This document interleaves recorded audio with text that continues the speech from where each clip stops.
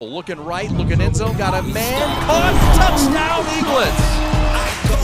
Ball's loose in the end zone. Who's got it? And it is going to be a safety. It's all part of the game.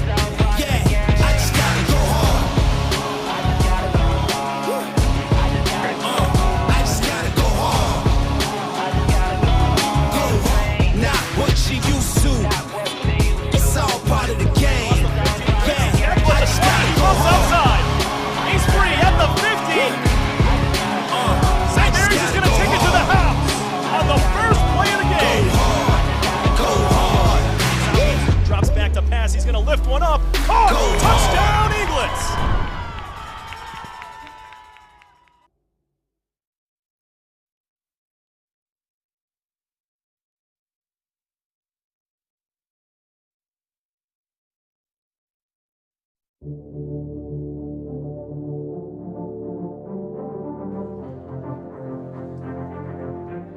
Welcome in, Prep Sports fans. Week 9 of the regular season here from St. Mary's Preparatory School. St. Mary's takes on Dakota High School. Alongside Joe Mooney, I'm Tom Cavanaugh. We're set for a good one. The Eaglets of St. Mary's will clinch a playoff spot if they win tonight against the Cougars. Joe, this is a great matchup. 3-5 St. Mary's against the 6-2 Dakota Cougars, who roll every single year. St. Mary's got to come in with a big win today with playoff implications. Yes, I mean, Dakota has been a perennial powerhouse. St. Mary's is 1-3 lifetime against Dakota. And Dakota, I mean, I'm excited to be back here. It's going to be an electric atmosphere. It's a win. They've got to win to get in. They've got to win to get in for St. Mary's. And so it's going to be a great atmosphere. It's going to be fun. It's a cold night. It's a rainy night. It's a typical Michigan October. I got to tell you, we're sitting in some water here. We're braving the elements, and I'm telling you, we're looking for an absolute great matchup.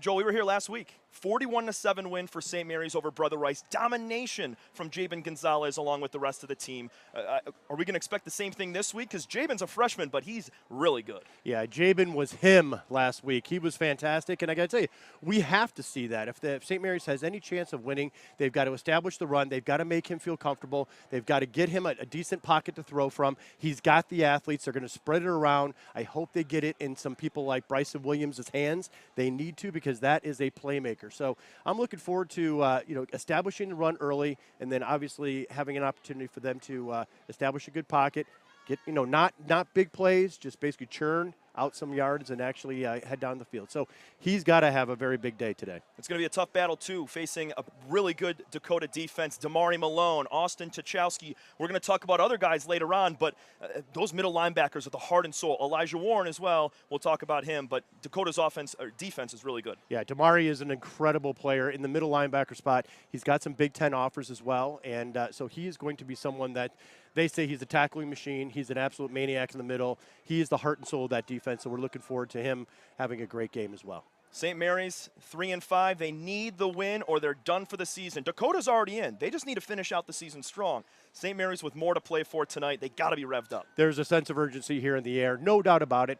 I think St. Mary's, they kind of the same scenarios last year. Wasn't the greatest regular season. They squeaked in. They got into and ended up winning the district, right? So hopefully lightning strikes twice here in Orchard Lake Village tonight. Hopefully no lightning in the air, though. We're set for football at 7:30 p.m. kickoff. St. Mary's at home taking on the Dakota Cougars. If you win, you get in. If you're St. Mary's, here from the prep, 7:30 kickoff. Every high school sporting event in the state of Michigan has one thing in common: officials. Every game, every meet, every match. Without officials, there'd be no touchdowns, no three-pointers, no face-offs.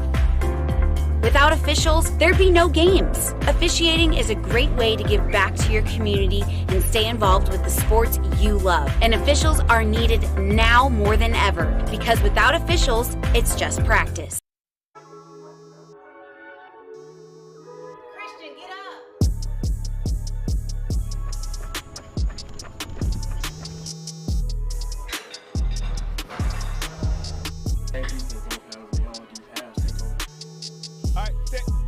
Game day don't start Friday. Let's get it, baby. Good job, boy. Ready.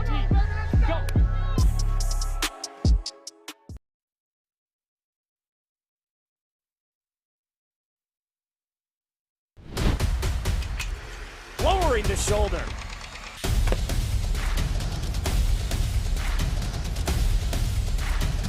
Swing and a miss. McGinley scores! And it's going to be a challenge for us. I mean, they're a really talented football team. I think everybody knows that. More wide receivers. Pressure. Steps up. Marshall wants to run again. Cuts down the middle of the field. All alone. Touchdown! Warriors! What a cut. High school football here from Molesky Stadium. St. Mary's taking on Dakota High School.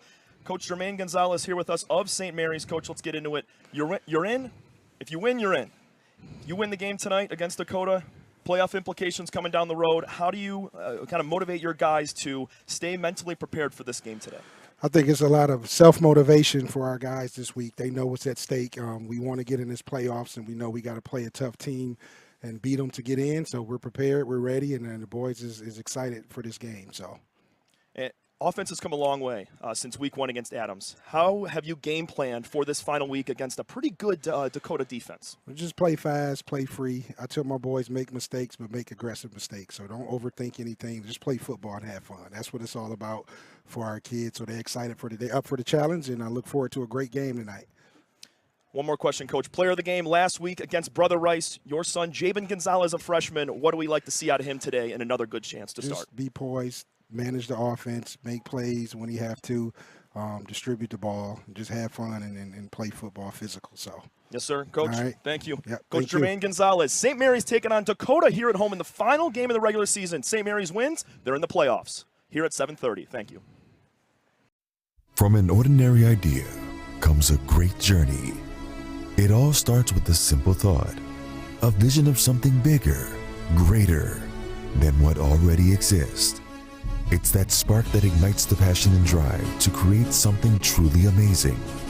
At G-Brand, we understand this journey well. We take pride in the details and perfecting every aspect of the process, regardless of how small or big they may be. Because it's more than just a design or a shirt. It's about outfitting future champions. There's something to be said about a team coming together, each member contributing their unique skills, talents, and ideas. It's that collective effort that takes a simple idea and turns it into something truly great. The process can be excruciating, with countless hours spent tirelessly reviewing every detail. But the end result is pure and so rewarding, knowing that we've created something that will inspire greatness in those who wear it.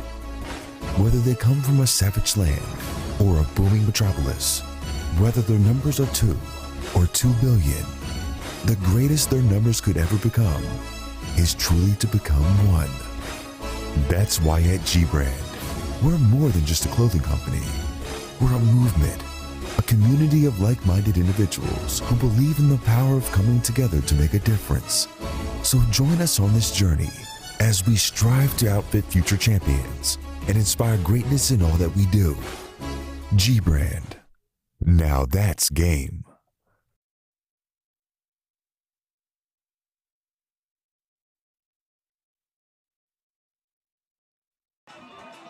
Friday Night Lights here from Molesky Stadium in Orchard Lake Village, Michigan. Alongside Joe Mooney, Tom Cavanaugh, bringing you the St. Mary's Eaglets taking on the Dakota Cougars. Joe, let's get right into things. It's going to be a great game. Both of these teams destroyed their opponents last week. This one, not going to be that way. It's going to be a gritty, tight game. A lot of confidence going in for both these guys. I think both these teams are going to be amped to win. Obviously, St. Mary's, it's a must-win situation here, Tom. Must win. Electric atmosphere. You can hear the student section going nuts over there. Rumbling. Let's go. Here we go. Pretty good crowd on both sides. Dakota showing out with their friends and family. But, Joe, almost 3,000 kids in enrollment at Dakota compared to 825 on the St. Mary's side. I know that's a huge difference, and there's way more players on this Dakota team, but St. Mary's, pound for pound, almost the same exact team talent-wise because of the schedule they played this year. Yeah, they both played very tough schedules. Matter of fact, St. Mary's has played the 10th hardest schedule in the state. So their 3-5 record could easily be 6-2 or 5-3. So, it's a winner or go home type mentality here, but we're ready to get kicked off here, and I'm excited about the atmosphere and excited to have a great game. Jack Aronowski to kick things off here. To start last game, it was Bryson Williams who ran back the opening kickoff. Picked up by St. Mary's, going right to left here. Bouncing outside at the 30, cutting the corner at the 40, and rammed out of bounds at the 43-yard line to the Eagles. Reese Hurst, nice pickup after a little bit of a botch kick there. I got to tell you, from up here, you could see the seam opening up for Reese. Kind of a botch pick. He picked it up, and smart, just started going north-south, and saw the seam, and then his speed took over there. Starting line for St. Mary's at left tackle, Antonio Johnson. Left guard is Joseph Kizzy. Center is Nathan Barron. Abe Marcial is your right guard. The right tackle, Malik Zaweda. And as we all know, Jaden Gonzalez, he's going to be the mainstay quarterback for this St. Mary's team. Joe, he was the G-Brand USA Player of the Game last week. G of the game, my guy. He was unbelievable. He did not look like a freshman last week, and I'm telling you, he needs to be a leader today. He needs to establish it early. So I'm looking forward to him. 6'2", 180, he's got it. And again, he is the son of Jermaine Gonzalez, the head coach here. So I'm assuming those offensive linemen have a little bit more. They don't want to do up-downs or run some sprints all day long. They better protect him, because guess what? Practice is going to be pretty painful if they don't protect his son. So I like it. Here we go. A little bit of a delay to start, but here we go. Gonzalez last week, 2 passing touchdowns and over 50 yards rushing. Broke out for a 35-yard gain in the middle of the game. First play is on the ground to Trey Goyke. He's hit after a few yards and picks up a couple. Picks up about 2 on that carry. Yeah, I think they want to establish the run early here. They've got some great interior linemen and Nathan Barron and Abe Marcial there at the right guard, and just try to run behind. I mean, Abe Marcial is 6'5", 320 for God's sakes. I mean, if they can't run behind that, that's a wall. Defensively for Dakota, Damari Malone, Austin Tchaikovsky, 2 big linebackers. As this snap is fumbled, falling on it is Gonzalez, and it's a loss there of about maybe 5 or 6. Yeah, that's a tough one. We saw it last week. To win these games, Tom, I mean, you need to be mistake-free. I mean, you can't. That's a basic play. You cannot have that happen. You've got to be better. They're down here. Dakota last year went 11-1, undefeated in the regular season, lost a regional game to Cass Tech. Here's Gonzalez to throw. It's going to be out of the hands, just a little bit far of Jaden Savory over the middle there. Yeah, Jaden Savory over the middle. That's something that they should be going to quite often during the rest of the game. This kid is a 6'6", 220-pound tight end. He's a beast. He's getting some Division I offers. He's a basketball player, and Coach Gonzalez pulled him out of the hallways of St. Mary's and said, hey, you want to play a little tight end? You're 6'6", 220. You should. And what do you know? He's now going to be a Division I prospect for football. It's a star-studded cast there for St. Mary's. You got guys like Goyke, Rollins, Savory, Jack Janda, Coates, Chapman, and Zane Wilson. He caught a touchdown pass last week. There was a lot of scoring. Punt coming now for St. Mary's. This one's high, twirling in the air. Great punt, and fumbled at the 30-yard line. The Cougars will fall on it. It was a muffed punt. I got to tell you, Bardis is back at the punter, and we were watching him. I went to practice here earlier in the week, and Bardis was just booming him. So it's good to have him back because they really needed him. He's been out for a little bit with a little injury, and I'm excited that he's back because that was a great kick and good hang time. It's tough, too. I mean, the winds here are stirring around, and so you probably got a 15-mile-an-hour wind coming out of the north there.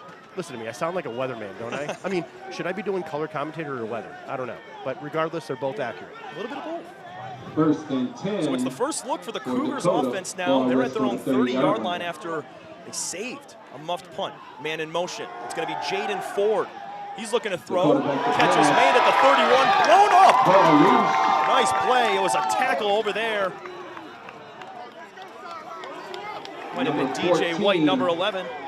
Let's double check on that. That was great. It was DJ White, I think. And, man, he just laid the lumber there. He let it develop, had the play, and had him sights right on him. And, man, second and 9 now because what a great play. That's the type of defensive plays that St. Mary's is going to need to win this game. All over the ball, not a lot of yards after catches.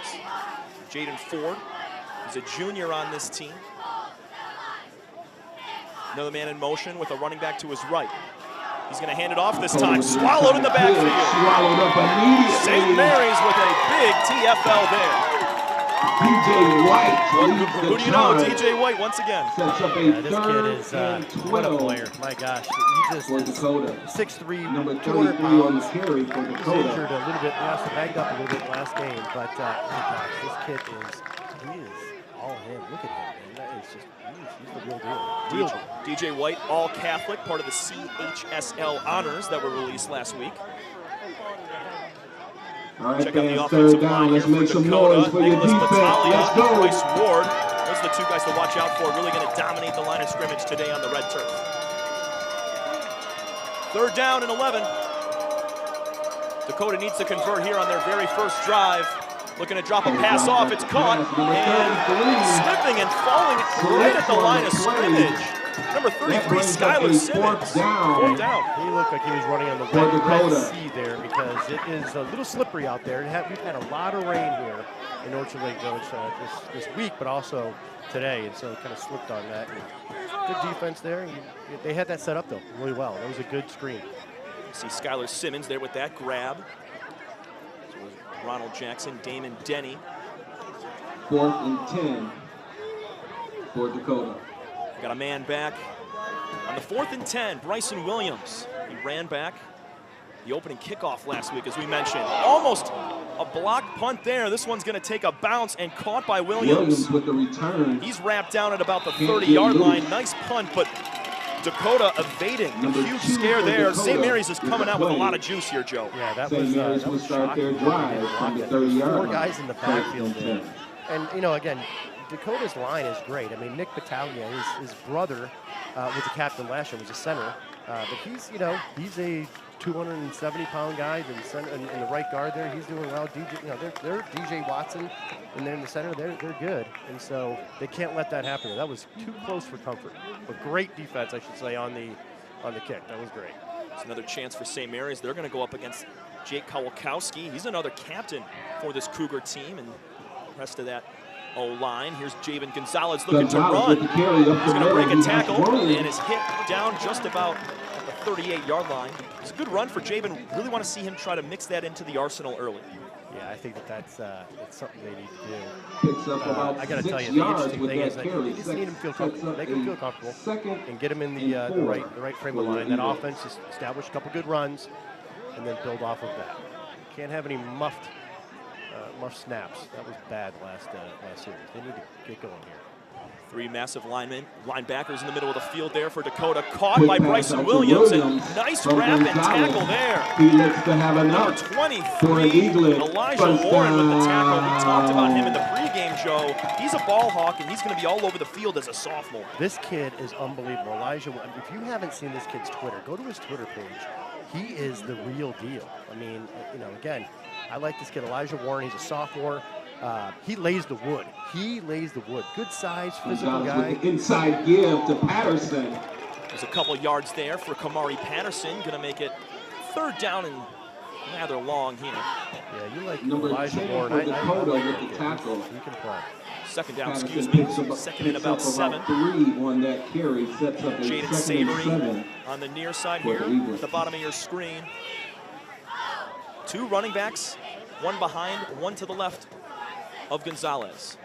They're going to fake the handoff, and Gonzalez is going to run. Breaks a tackle, and he's down inside Dakota territory at the 45. Nice run by Javen.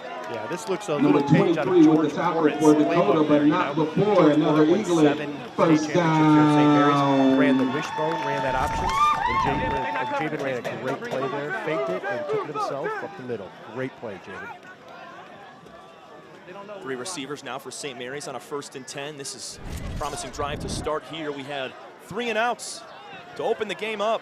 St. Mary's and Dakota scoreless here from Molesky Stadium. Here's a run up the gut. A couple yards for Armin Rollins, maybe 1 or 2. But if you're St. Mary's, we talked to Jermaine Gonzalez yesterday. He loves having so many options at the running back position. Bryson Williams will take a jet sweep. You got Armin Rollins, Kamari Patterson, Trey Goyke. So much diversity and so many different fresh legs you can get in there. Yeah, I think in this day and age, it's kind of the share the wealth. You've got there's a lot to say grace over when it comes to St. Mary's in the running game. Gonzalez drops back to throw. He's going to have to evade pressure. He will be taken down for a massive loss at about midfield. What a tackle there. Number 93 for Number Dakota with the 93, sack. Tyler Torrey, the junior.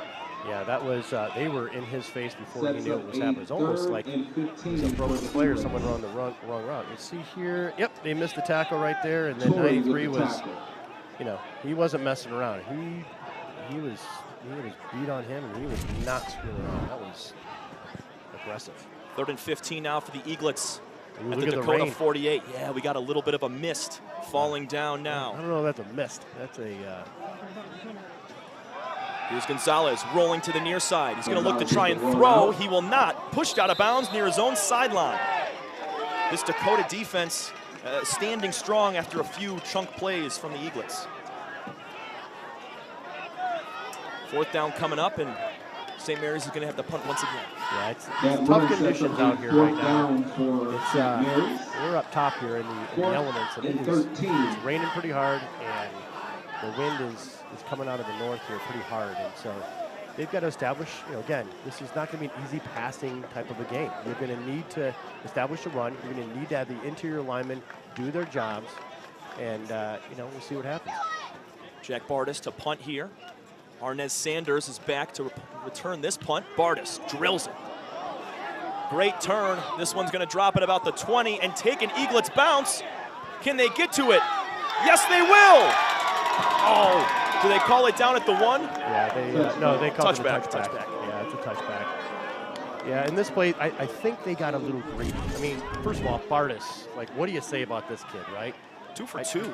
He's just booming them up there. Look at that. I mean, that is a great, and then he gets a favorable hop, obviously, and it's into the wind. That wind's coming out of that end zone. And all they need to do is kind of just smack the ball back, and they would have been fine, right? But they got a little greedy, and now it's taken out to the 20. Trying to slide and bat the ball back into play at the 1 yard line. The But 5 is better than the 20, right? I mean, they need to. 1st and 10 for Dakota. shotgun for Jaden Ford and the Cougars. Going to hand it off on 1st down. Going around the edge, breaking a tackle, and for a 1st down, number 44, Austin Chachowski. Talked about him on the defensive side, but he can also run the ball a little bit. Yeah, Austin Chachowski, it's interesting. I did some research on Dakota. I talked to some of the people close to the program, and they said this guy on the defensive side is absolute tackling machine. But they say he is a football player. Straight up, someone guy wears number 44. Looks like a Rob Conrad kind of guy. That's from an old school right there. He looks like just bang, bang. I mean, that guy is just a banger. Look at that guy. You can tell he is a football player. That run from Chachowski, though, is going to be negated after a holding call. So back it up to about the 15-yard line, and look at that. Both Janda's on the screen, but Jack Janda's the one to look out for on both sides of the ball. Caught a touchdown pass from the tight end position last week and was awesome defensively. Also, Janda is 6'5", 225. I mean, he plays both sides. He's getting heavily recruited. Here's a jet sweeper on the far side. Nice defense there from St. Mary's. This one's going to keep the clock ticking with 4:40 to go in the first quarter. 1st and 15 turns to maybe a little farther than that. Yeah, I think that it's going to be tough for Dakota to go to the ends. I mean, the speed of St. Mary's is phenomenal. I mean, Jan is fast on the end. I mean, those guys they're fast. That is one thing that in space they're going to win most of those contests there. So again, Janda is getting heavily recruited. He had a Michigan visit. Go Blue, and he's only a sophomore. So we'll see what happens on the defensive line. 2nd and 19 for Dakota. 2nd and 19 here for Dakota. Looking to dump a pass off. It's going to be caught from Tchowski. Big tackle.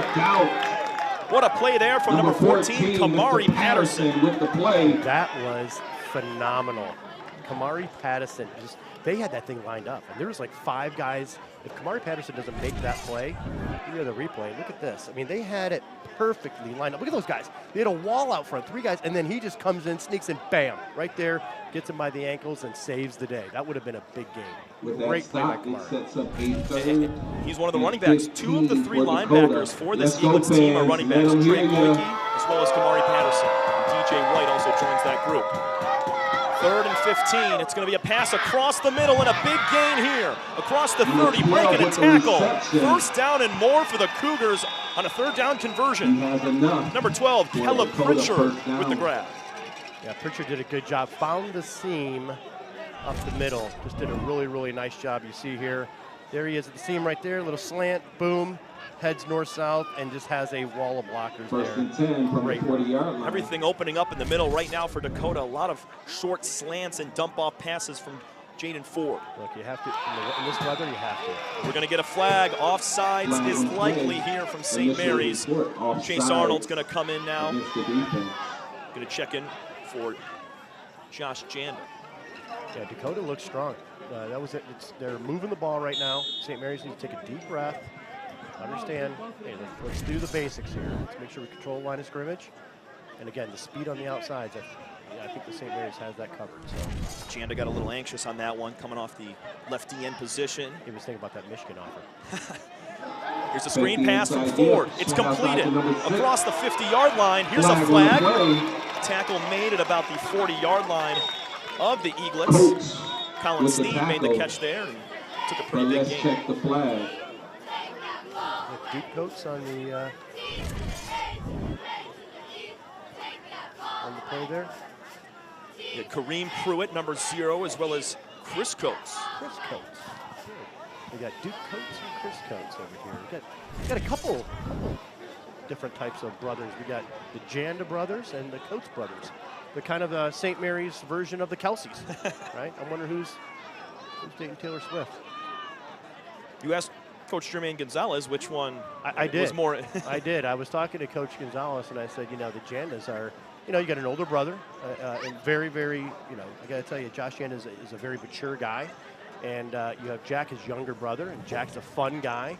And I asked, I said, who'd be more apt to, if they're the St. Mary's Kelsey brothers, who would be more apt to date Taylor Swift? And they said, oh, Jack's got Riz. He's got Riz. Jack's the guy, man. So, Jack Janda, shout out. So we got a penalty on Dakota. They're going to back up again. This is the second holding call, I think, in this drive for the Cougars. We got 2:38 to go, and it's a scoreless game. Ball is placed at the 46-yard line of Dakota. Alongside Joe Mooney, Tom Cavanaugh bringing you all of the action here from St. Mary's. Dual broadcast tonight. Chad Bush, Sam Stick Day over at Belleville, Northville here on the Prep. Dakota almost got St. Mary's to jump there. Had to draw offsides there. Chase Arnold, the freshman, with a good hold on that far side. Here comes the linebacker blitz. Skylar Simmons tries to work it up the middle. Big stop there from the Eaglets. Number 11, DJ White continues to play well. Yeah, DJ White, he's the mainstay. He's got to play that kind of game. You know, 6'3", 200 pounds. Look at that right there, and just recognizes it, bam, right there. Absolutely stands him up. Sets up a 2nd and 5. Simmons was trying to step around, try to find that open hole, but there's just, you're not going to find one here right now. This defense is playing well, and give credit to the coaching staff of St. Mary's for prepping these guys early in this game. Yeah. 1:40 to go in the first quarter. Here's an end around. Up the sideline to the 50, knocked out of bounds in Eaglet territory. It's going to be a first down. Number 12, Kellen Pritchard again. He's caught one for a first down and now runs it around the outside edge. Kellen Pritchard, I'm telling you, he's got some wheels there. They have to, and again, St. Mary's usually doesn't get beat on these jet sweeps, and he comes around there. That's the thing right there. It's just kind of, they sealed it really well. He beat someone for the first down. But that run sets up first and 10. The 48-yard line of St. Mary's. It's going to be Ford again in the shotgun, rolling to his right. Looking to pass, he will. Good defense there from Kareem Pruitt, no flag, as we have a little bit of chippiness there between Josh Janda and look to be number 60, Brendan Meehan in the backfield. Yeah, Josh Janda was all over that quarterback. I'm telling you. He let him have it there. Sets up a 2nd and 2. Nowhere to go. When you got Josh Janda 6'5", 225 in your grill and you're rolling out, and Janda's not slow. I mean, he's an athletic dude. I'm telling you, it's not easy to make that throw. So, and obviously the completion because of it. He's looking for vengeance after that offsides penalty earlier in the drive. Rain continuing to swamp down now. Here it is to Tchaikovsky. He's going to get a yard or two going to the opposite sideline. So, checking out this Dakota offense so far, Joe. They've done a little bit of everything. Tried running it between the tackles, bumping it outside. but they're getting most of their offensive production through the pass game, and it's just short passes. They haven't taken a shot yet. Yeah, those passes are not long passes. They're not bombs that they're doing. They're not post patterns. And these are mostly slants inside, and they're looking for seams. And they're chipping away. They're doing a good job of being patient, taking what they can get. We talked about before, both of these teams waxed their opponents last week, 42-0 over Utica Ford for Dakota on senior night. Ford's going to throw this one out of bounds. Look for an intended receiver on the far sideline at the 35-yard line. That's going to bring up 4th down. Pass intended for number 1. That was trying to be a backdoor pass, and he just turned around a little bit late, and the ball was there, but the receiver didn't get the message. So, good play, and I think Coach Bauer from Macomb has done a great job. They're going for it, 4th down. 4th and 8. Man in motion here. Jaden Ford. Oh, there's the flag. Another offsides penalty here. This one on Chase Arnold, likely. Yeah, I can appreciate the aggressiveness with St. Mary's, but come on, you got to be smart. You know they're in 4-down territory right here, and they cross the 50. You know they're going to try to, they've done it 3 or 4 times of having these hard counts. Now it's 4th and 3. Now it's 4th and 3 for Dakota. Legit for them to actually go for it. Antonio Johnson checks in defensively now for St. Mary's. We talked about him, 10 college offers. He's one of the best players on the St. Mary's team. team. To make some noise. A big 4th down play here. Guy, number 54. Whistle called here right before the 4th and 3 play. He is a noticeable figure, Antonio Johnson. He is the left tackle for St. Mary's. And yes, he's got 10+ offers, including Penn State. It's interesting, last time I saw Penn State, James Franklin, he came to the Rochester Adams game to see Brady Prescorn, flew in on a helicopter. That's pretty awesome, yeah. Looking for a copter for James Franklin to come in for Antonio Johnson here, so. They're going to reset the play clock to 33 seconds. Had a little bit of a mix-up there. It is coming down, I'm telling you, Tom. It is. This elements here are going to play a massive part. No mistakes. The person that's going to make the most mistakes and can establish the run game is going to win this game. Got to give a big shout out to the Prep Sports, Chad Bush, along with the production crew, being able to give us this tent. And I brought a heater as well, so we're prepped up nicely here. We are. The water's accumulating though, so I hope I don't get electrocuted. 4th and 3 now for Dakota. I hope they got good coverage. We'll see. I hope so too. Timeout called. Going to be on Dakota. Well done from St. Mary's. We're going to take a break with them, but first, I want to give a huge shout out to Pine Lake Market for supplying food for tonight's game day. Pine Lake Market and Deli, located on Orchard Lake in Commerce in Keego Harbor, has served the community for the past 23 years. We are big supporters of the St. Mary's High School and its families, and we are proud to continue supporting the school. It's students, teachers, and players. Find us on Facebook, DoorDash, and PineLakeMarket.com. Thank you, Pine Lake Market. No score, 33 seconds to go. St. Mary's, Dakota in a rainy one here on Friday night. We'll be back in a minute on the Prep.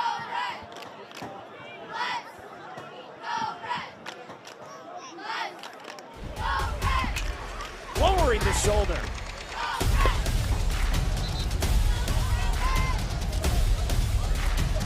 Swing and a miss.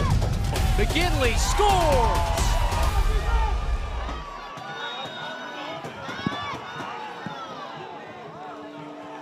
Fourth and 3, it's going to be a wildcat for Brady Hamby. Does he have the first down? Battling both teams, a scuffle on the outside, and they're going to mark him for a first down for the Cougars.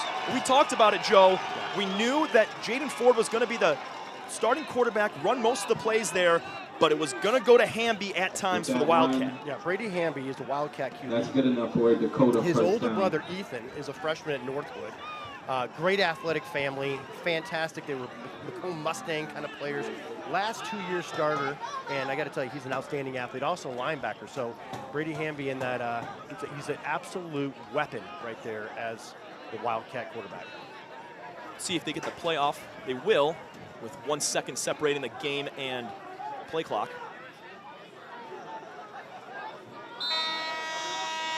So the first quarter horn will sound. It might have been a delay of game since the play clock actually ended a second before the game clock. But either way, No score. Joe, we're in a deadlock tight game right now, 0-0. This is exactly what we expected. Both of these teams are playing well. Yeah, the defenses are playing great, obviously. 0-0 game, you know, it comes down to great, you know, play-by-play and color commentators. You actually keep the action going, right? So a 0-0 is something that's great. So great defense, and I think we're going to continue to see it in these elements.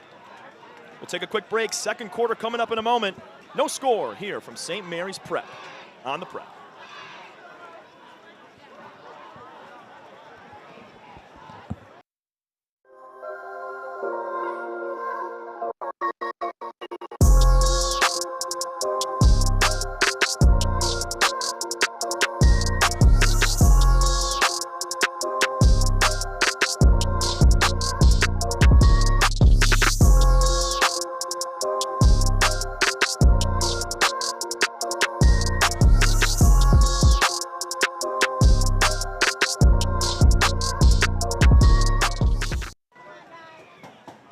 Welcome back into Molesky Stadium.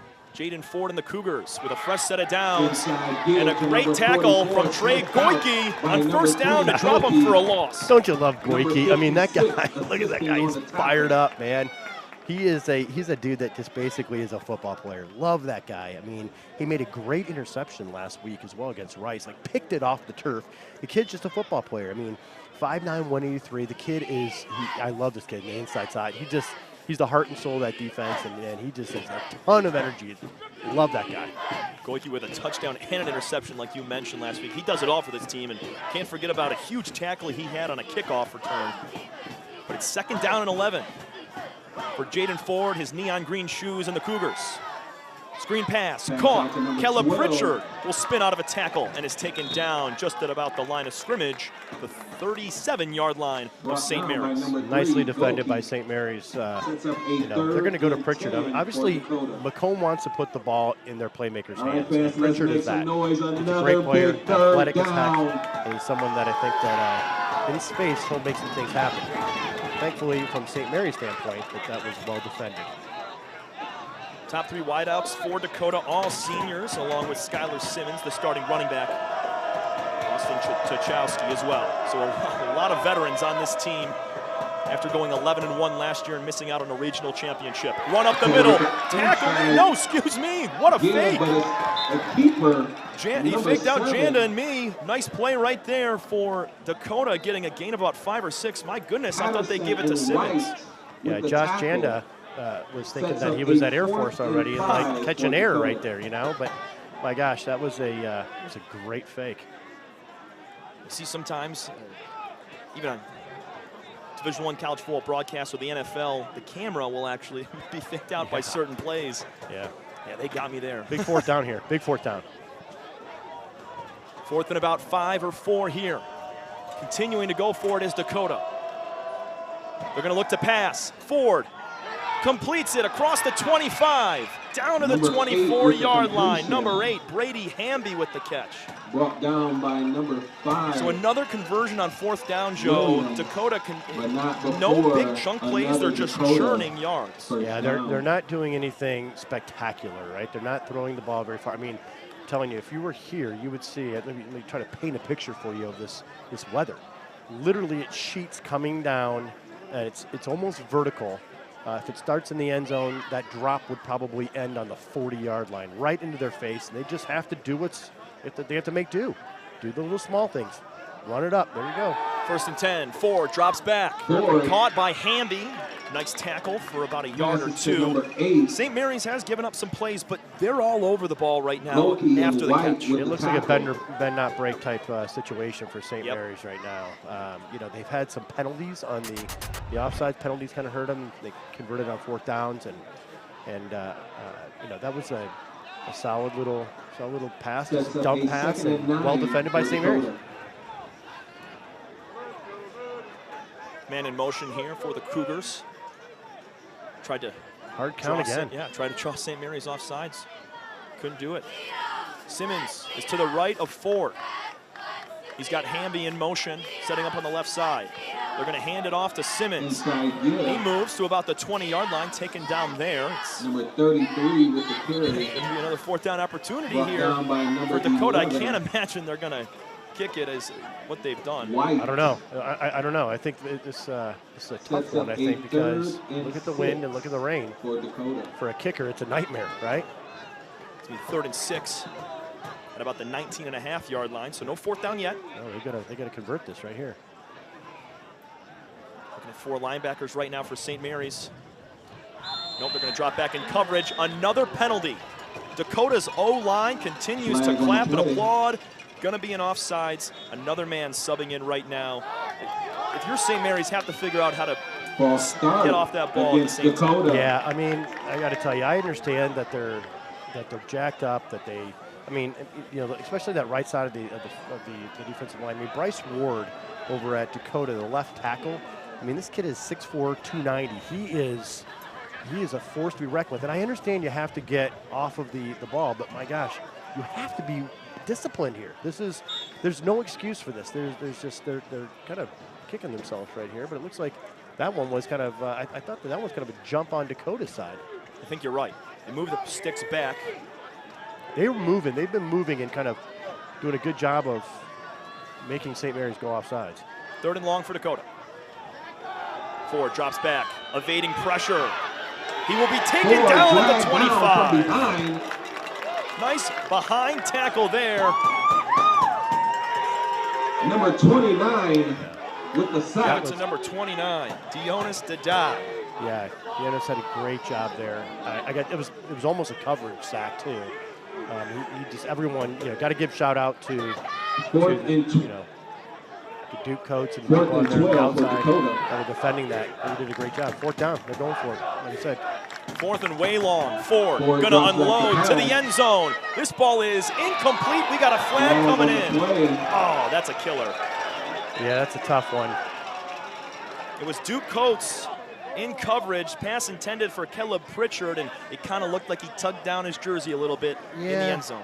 The thing is that Duke knows too. He's got to turn around, right? I mean, that's the one thing. I mean, Duke is he's an all-Catholic player this year. He's all Catholic, so you know that he's a heck of a defensive back there, and just when on that throw, you've got to turn around. You've got to see the ball, and just kind of impaired the receiver from going back to the ball, because it was not a well-thrown ball. It wasn't. No. It was an underthrown ball. I mean, this weather is going to make it very tough for them to throw a pretty ball, and he didn't turn around. The receiver tried to come back at it, and lo and behold, you've got an easy penalty there. That's tough.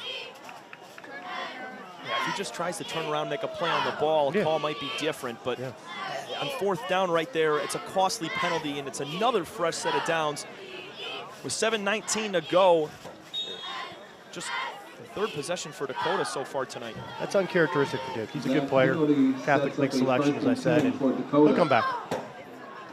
Shotgun again here. Jaden Ford going to hand it off this time. Tuchowski to the outside. Check that, it's Simmons. He's down at the 6-yard line, out of bounds. Yeah, 7-12 and another flag. Simmons showed some wheels there. That's pretty good. Simmons and Tuchowski have really been the 1-2 punch all year long for Dakota. Let's see what the call's going to be, and looks like they're going to back Dakota up. So a lot of penalties early in this game. I think the weather's got to play into it, but also the implications of tonight's game. The playoffs for St. Mary's if they win it, and also Dakota does not want to go 6-3 heading into the playoffs. That's going to affect their seeding and who they play. They want to finish strong, take care of business tonight. Yeah, there's some momentum that they need to have, and they've been working 2 different quarterbacks all year. They've been kind of injured occasionally, and they've been going back and forth, but and they have an opportunity to actually, just like Dakota does, do something great in the postseason. I mean, Dakota is, my gosh, how many, they've won 2 state championships. I mean, they've won several MAC titles. I mean, they're a real deal. This is a real football team. And the enrollment, just kind of shows that they're going to get the quality players that they have. Those state championships coming in 2006 and 7. Here's a screen pass from Ford, caught by Pritchard. He's going to deke a man and continue his feet after being tackled by 2 Eaglets, taken down at the 15-yard line. Joe, I feel like Dakota's gotten to the 15-yard line about 4 times so far in this drive. I think that St. Mary's should get the memo that they want to go to Pritchard a little bit today, right? I mean, they are putting the ball in that playmaker's hands. He reminds me a little bit of a Ty Streets, kind of breaking out of Michigan. He's got the same comp there of a Ty Streets, so very, very good player. And boy, that wind and the rain is coming in. It is fierce out there. They're just braving the elements down there. It's Pritchard in motion. They're going to hand it off to Austin Chachowski, grinding up the middle to about the 5 or 6. Down by a host of Eagles. It's going to be 3rd down. That was a good run. He got hit. Brings up a third. Like 3 or 4 more yards like that. He was just bang. He's a football player. I love that kid. Chachowski's a big body. He's a good player. Senior, and legs the size of tree trunks. Yeah, he's won in like 30 years. He's talking to his kids, right? Back in the day, I used to do this. Back in the day, I would break a bunch of tackles. He needs to call me up. I'll be like 80 years old saying, yeah, back in the day I called your game and you were a dude. No doubt about it. You might still have the footage from tonight. In the Wildcat, it's going to be Hamby taking it all the way and scoring for Dakota. That's 6. Touchdown, Dakota. With 5:26 to go in the half, the first points go to the Cougars. I give that to actually Chachowski. I mean, Chachowski, he led that, right? That was the Wildcat. It was a great run, but if you watch Chachowski, he was leading the charge up the middle, found a gap, made sure that no one tackled his Wildcat quarterback. Jack Aronowski on for the extra point. We haven't any kicking scenarios yet, but this wind is going to play a role, Joe. Yeah. They're waving it off right now at the different offensive set, for the special teams PAT, and whistle down before the kick. And a timeout from Dakota. Yeah, they want to make sure they get set. There was some confusion, I think, on the offensive line and who was going to be on the point after attempt. But I got to tell you, kicking in this, I'm kind of a kicker on the side, Tom. I mean, I kick a little bit on the side. We thought about going down on the field at halftime. Yeah, I mean, I was thinking about going and kick some field goals, no big deal. But I've kicked a couple 35-yarders. But I'll tell you, this is the elements. They're coming out of that north. You've got to have some authority here, have some confidence. Confidence in kicking is everything. So here we go. 6-0 Dakota, trying to make it 7 here with Jack Aronowski for the extra point. It's a blizzard of rain at the moment. Aronowski's kick is up. Yeah. And good. Confidence. The extra point is good. We're going to step aside. 7-0 Dakota on top of St. Mary's on the road. It's a big game for both teams. St. Mary's needs to tie it up. Be back in a minute here on The Prep.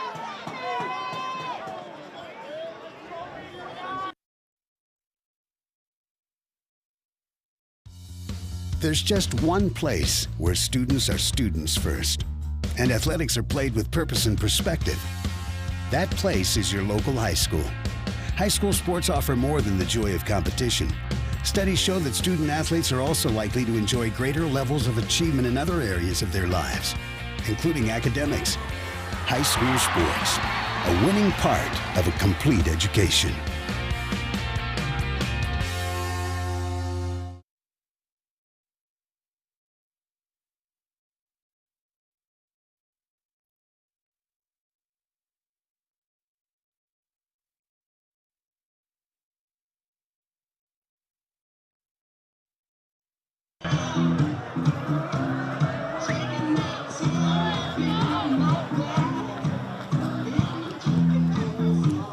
It is pouring down here, and here we go with the kickoff.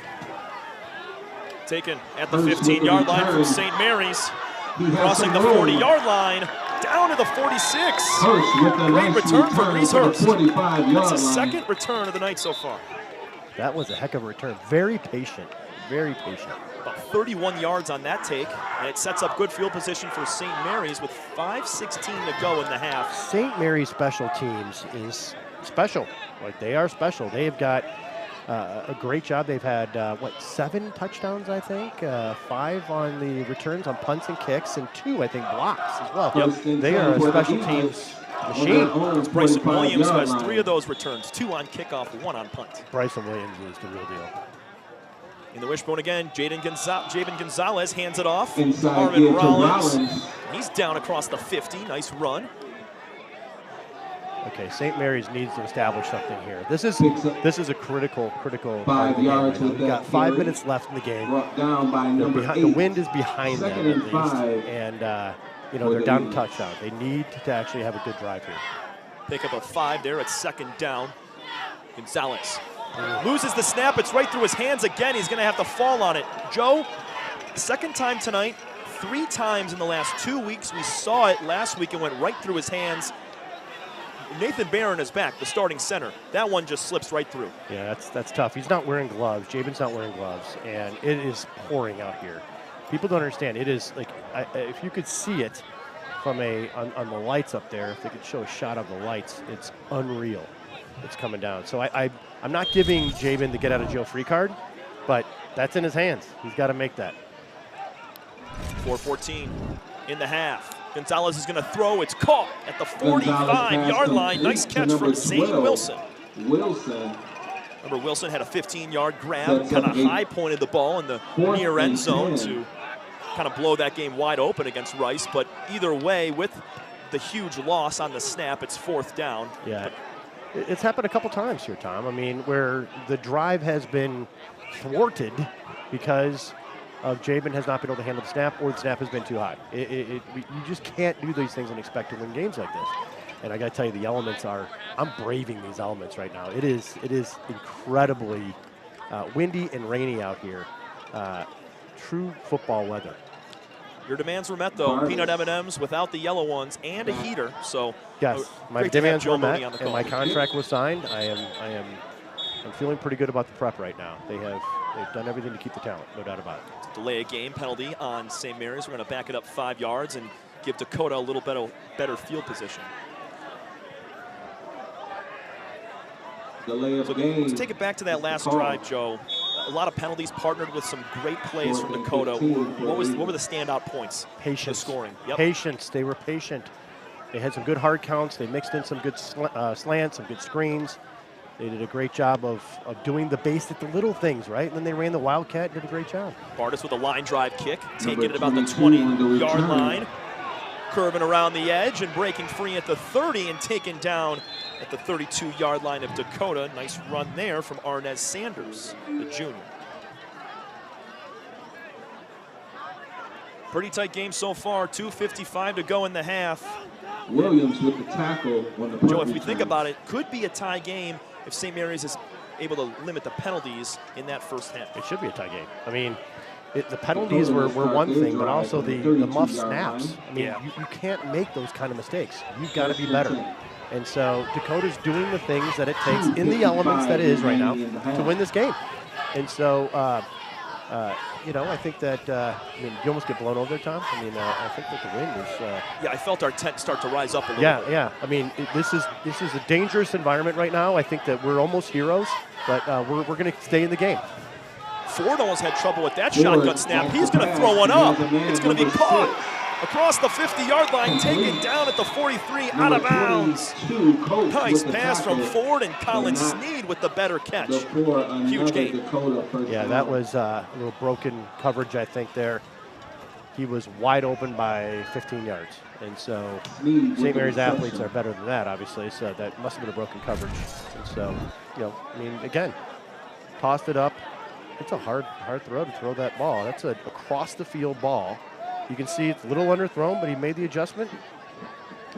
I think we're going to see some of those tonight. We saw the underthrown ball in the end zone. There was another, and here's Ford on the option. He'll try to take it outside and wrestled down at the 38. By number 11. Nice gain of about 5. And that's the second time now Jaden Ford has been able to, yank that ball out at the last second of his running back and take it himself.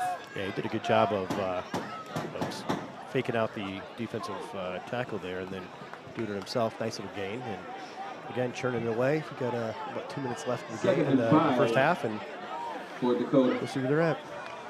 Student section braving it out right now for St. Mary's, chanting their team on. Here's Skylar Simmons. He gets a gain of about half a yard, maybe. It's going to be third down. Excuse me, they're going to back him up a half yard. Yeah, I got to tell you, that's something that St. Mary's done a really good job of. I mean, Giannis and Josh Janda in the middle there have really plugged up that middle. And again, it's not like the offensive line for Dakota isn't like really good. I mean, DJ Watson, Brendan Meehan, Bryce Ward, guys are dudes. I mean, they're dudes. So, you know, this is a smash mouth football game. 7-0 Dakota on top on the road. 6-2 record, trying to improve to 7-2 to finish out the regular season. Ford dropping back, he throws one deep. Over the head of his intended receiver, Pritchard. No flags come out there as there was double coverage from the Eaglets. I mean, and again, textbook coverage. If you watch that coverage, I mean, they did a great job. One thing that they did really well, you'll see it here, is they turned their heads right there. Look, they're looking at the ball, right? They know where the ball's at. They know where the coverage is at. They're not impeding anyone, and they're doing all the right things. So, again, the last thing they need is a pass interference call right now. So it's just a really, really smart play by St. Mary's, and it brings up fourth down. 4th and 8 here. Dakota refusing to punt the football. Coach Greg Bauer being very aggressive right now. Ford looking for the hard count again, not getting St. Mary's to jump. That's going to be something that the Eaglets will talk about at halftime, but we're going to have a whistle with 1:07 to play. Yeah, I think they were obviously designed hard count there, and then take timeout. I mean, you got 1:07 left. One thing they don't want to do is, you know, they probably don't want to kick it off and, you know, have Bryson take it to the house. Wow, we're moving here. Yeah, hold that post down, Joe. I got you too. Let me put a visual here. The wind is so, wow. Like, I feel like we're, you know, are these hurricane conditions, do you think? I mean, we're holding down the tent here, but it is ready to blow away. I mean, Tom, I'm lucky that you're a very strapping young man and a very, very strong ex-athlete, to say, because you are holding it down very well. So are you. Thank you. But I mean, well, I mean, everyone kind of knows. Yeah. Everyone kind of knows I can hold it down. I mean, come on. You're still the current athlete. Yeah. 4th and 8 once again. Dakota tried to draw the Eaglets offsides last play before the timeout. In the shotgun, Ford looked to take it. He's going to punt the ball. St. Mary's was not ready for that one. It is touchdown at about the 5-yard line. How about that, Joe? Jaden Ford takes the snap from shotgun and immediately just boots it. Yeah, it was a nice little pooch punt there. Smart, good athlete. I mean, stuck him back there. Going to be very tough for St. Mary's to do anything after, you know, on the 7-yard line. 93 yards to go with 58 seconds. They're pretty happy right now, I would imagine, Dakota coming into the halftime with a 7-0 lead and pretty secure here. Javen Gonzalez trotting on the field to lead his offense with under a minute to play. They're keeping fresh towels on hand right now, are the referees, trying to keep that ball dry. It's going to be tough, though. Rain beginning to subside just a little bit, but it's still coming on. He's going behind center, which I think is smart. I mean, with the amount of, yeah, it's smart. It's a give there to with the shotgun problems that St. Mary's has encountered. I just think it's a wise move to go ahead and do that. And I'm sorry if I sound a little, you know, lost in my thoughts there, Tom. But I'm also holding down this. I'm just trying to give everyone an idea of the elements here. I'm holding down this tent that is windier than heck out here. So while both teams are just really playing in some tough elements. Timeout called by St. Mary's, and when you're looking at, you know, what type of weather we're having, that light is playing a role. Go to McFarland Electronics. We are your one-stop AV guy for all your home automation needs, whether it's your network, motorized blinds, automated lighting scenes, frame TVs, rings, Sonos, Savant, and much more. We are also your outdoor TV and speaker specialists and can get you your backyard ready for the big game this fall. You won't be disappointed.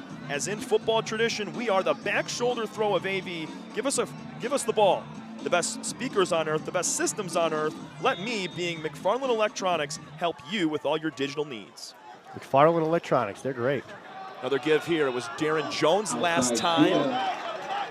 This time it's going to be Jones once again, and he gets a gain of about 1 or 2. Time continuing to churn after St. Mary's took a timeout, 40 seconds and counting, with the St. Mary's Eaglets down 7. Yeah, it looks like Dakota with 3rd down here. They're just going to let it run out. They're not going to try to get the ball back. About 2. Go into halftime, 7-0. Haven't seen many pass plays so far from St. Mary's, maybe 1 or 2 from the hand of Gonzalez, but we know the type of threats that are out there. Under center again. Gonzalez looking to hand it off, tripped up at the line. It was Armin Rollins. Oh! Grab it, Joe. Yep. Sorry, folks. It's hold on. And that's it is blowing up here. That we're trying to keep the booth intact. It is blowing all over the place, and you know, we're braving the elements. As the student section goes to Mobamba. That's going to be halftime. We are going to take care of our situation up here. Fans, stay tight at home for the second half. This is going to be a great ball game. 7-0 Dakota has the lead. They took one drive down inside the 15, inside the 20 really, and got it done. We'll be back in a minute. You're listening to The Prep. Joe Mooney, Tom Cavanaugh coming up in a few for the second half here from St. Mary's.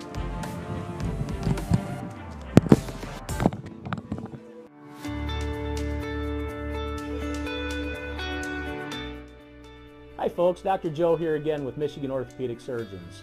Did you know that kids are not little adults when it comes to sports injuries? That's because of something called the growth plate. Growth plates exist all over the human body in our growing athletes. They're actually little cartilage discs that exist at the end of all the long bones. It's simply where a kid grows. The problem is that the growth plate can be the weak link. What might be a sprain, a strain, or a tear in an adult when they hurt themselves can actually be a growth plate fracture in a kid. So it's important, if your kid has hurt themselves and they're not using their arm or they're not able to put weight on a leg, come see one of us, get an x-ray, and make sure it's not a growth plate fracture. For more information, go to miorthosurgeons.com.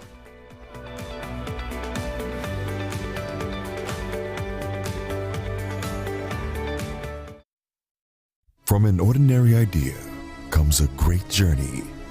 It all starts with a simple thought, a vision of something bigger, greater than what already exists.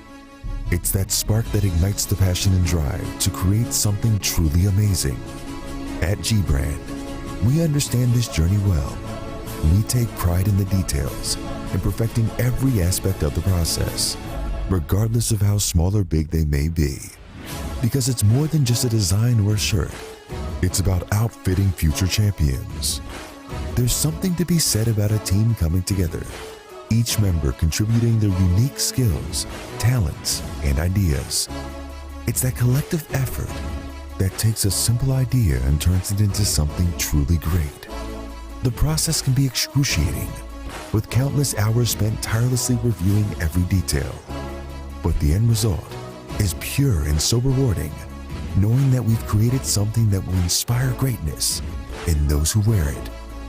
Whether they come from a savage land or a booming metropolis, whether their numbers are 2 or 2 billion, the greatest their numbers could ever become is truly to become one. That's why at G-Brand, we're more than just a clothing company. We're a movement, a community of like-minded individuals who believe in the power of coming together to make a difference. So join us on this journey as we strive to outfit future champions and inspire greatness in all that we do. G-Brand. Now that's game. My dad and my grandfather are officials. I've grown up around officials and seeing how much they enjoy being part of the games. As a student athlete, I've always appreciated the people out there who are willing to give back to the kids. The Legacy program lets me officiate while I'm still in high school, working younger kids' games. Officiating gives me a better understanding of the game. I get to make some pretty good money for a high school kid, and I even get to spend some quality time with my dad. There's help wanted. Just whistle.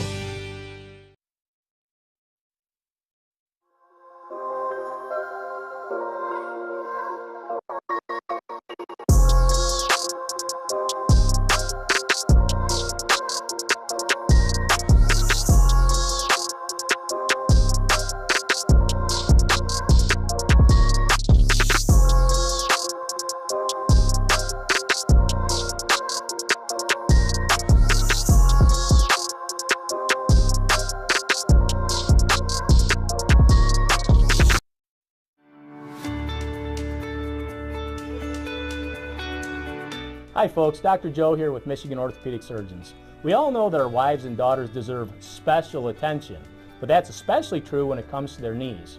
Do you know that females are at a 2 to 5 times risk compared to their male counterparts when it comes to blowing out their knees? It doesn't seem fair, but it's true. The reasons include the way females are made and the way they fire their muscles. But fortunately, there are injury prevention programs out there that can greatly decrease this risk of injury. And if you do know a female who blows out her ACL, don't despair. We have neat, innovative, minimally invasive ways to fix their knees and get them back onto the field. For more information, go to miorthosurgeons.com.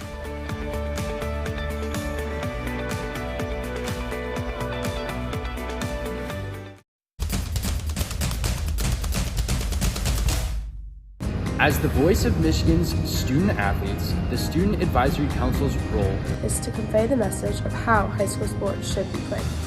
We are responsible for helping the mhsaa maintain a positive and healthy atmosphere in which interscholastic athletes can thrive. We believe that athletes should be competitive, sportsmanlike, and excel academically.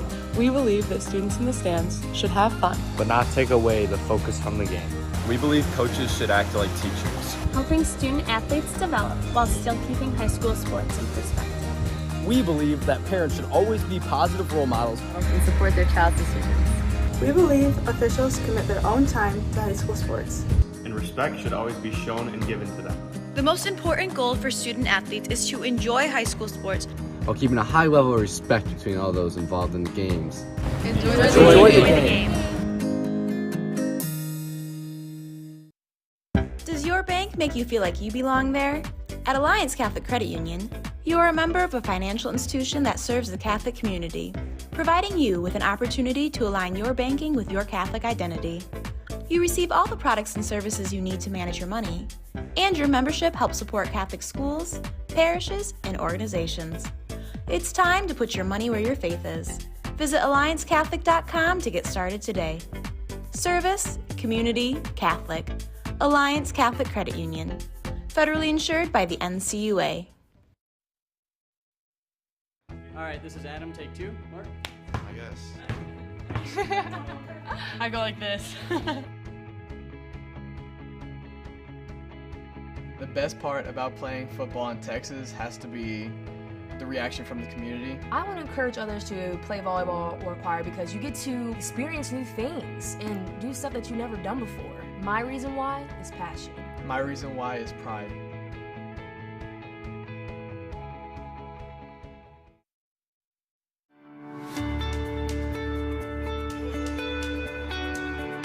Hi folks, Dr. Joe here again with Michigan Orthopedic Surgeons. Everywhere you look this time of year, people are running, and that's a great thing because running is an excellent exercise, especially for your cardiovascular and musculoskeletal systems. But the question is, are you running a safe running program? All too often, people are hobbled by things like shin splints and patellar tendonitis. But luckily, simple things like stretching and warm-up, the right running shoes, and realistic weekly mileages can keep you in your running game. For more information, go to miorthosurgeons.com.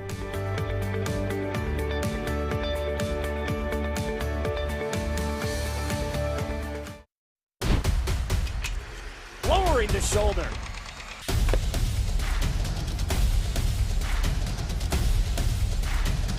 Swing and a miss. McKinley scores!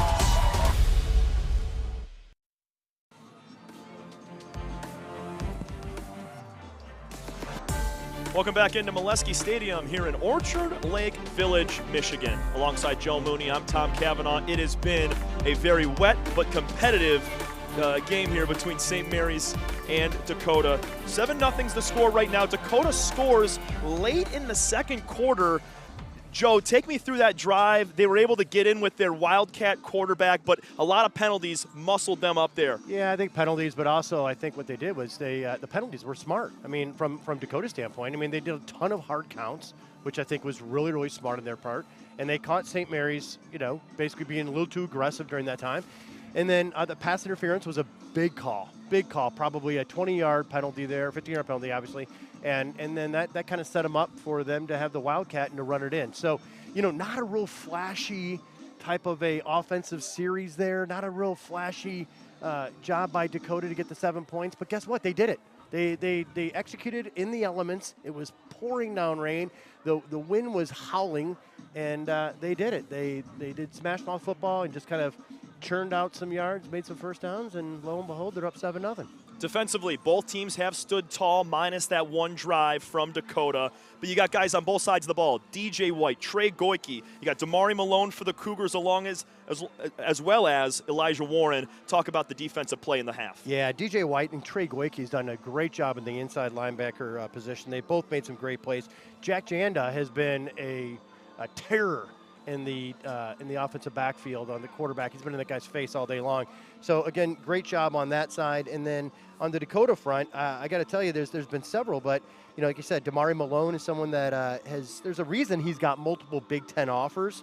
And I also think that Austin Chukowski, that guy, he is a football player. That kid is like, he's a guy that basically you go, that kid's been playing football most of his life. Like, and he was born, he was like, the kid was like grabbing the football and just trying to truck you every single time. He was a kid at recess that literally got the ball and just like everyone got the heck out of the way because that dude trucks dudes. So, like him a lot. Minutes away from the second half. They're battling the elements on the field. We're doing the same up on top of the press box. St. Mary's, Dakota. Second half on the way from the prep.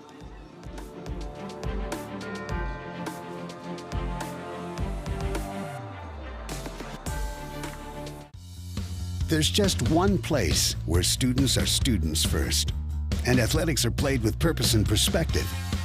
That place is your local high school. High school sports offer more than the joy of competition. Studies show that student athletes are also likely to enjoy greater levels of achievement in other areas of their lives, including academics. High school sports, a winning part of a complete education.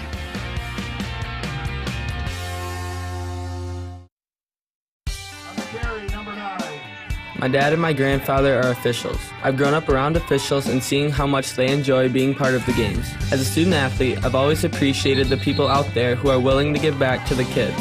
The Legacy program lets me officiate while I'm still in high school, working younger kids' games.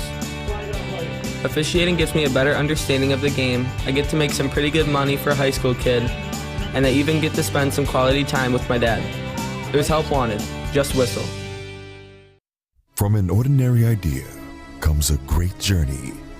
It all starts with a simple thought, a vision of something bigger, greater than what already exists. It's that spark that ignites the passion and drive to create something truly amazing. At G-Brand, we understand this journey well. We take pride in the details and perfecting every aspect of the process, regardless of how small or big they may be. Because it's more than just a design or a shirt. It's about outfitting future champions. There's something to be said about a team coming together, each member contributing their unique skills, talents, and ideas. It's that collective effort that takes a simple idea and turns it into something truly great. The process can be excruciating, with countless hours spent tirelessly reviewing every detail. But the end result is pure and so rewarding, knowing that we've created something that will inspire greatness in those who wear it. Whether they come from a savage land or a booming metropolis, whether their numbers are 2 or 2 billion, the greatest their numbers could ever become is truly to become one. That's why at G-Brand, we're more than just a clothing company. We're a movement, a community of like-minded individuals who believe in the power of coming together to make a difference. So join us on this journey as we strive to outfit future champions and inspire greatness in all that we do. G-Brand. Now that's game.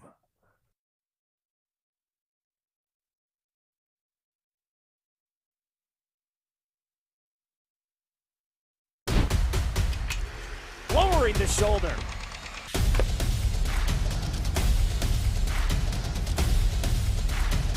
Swing and a miss.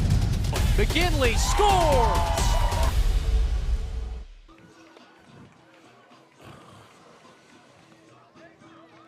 Second half of football. Moments away between the visiting Dakota Cougars And the home, St. Mary's Preparatory Eagles.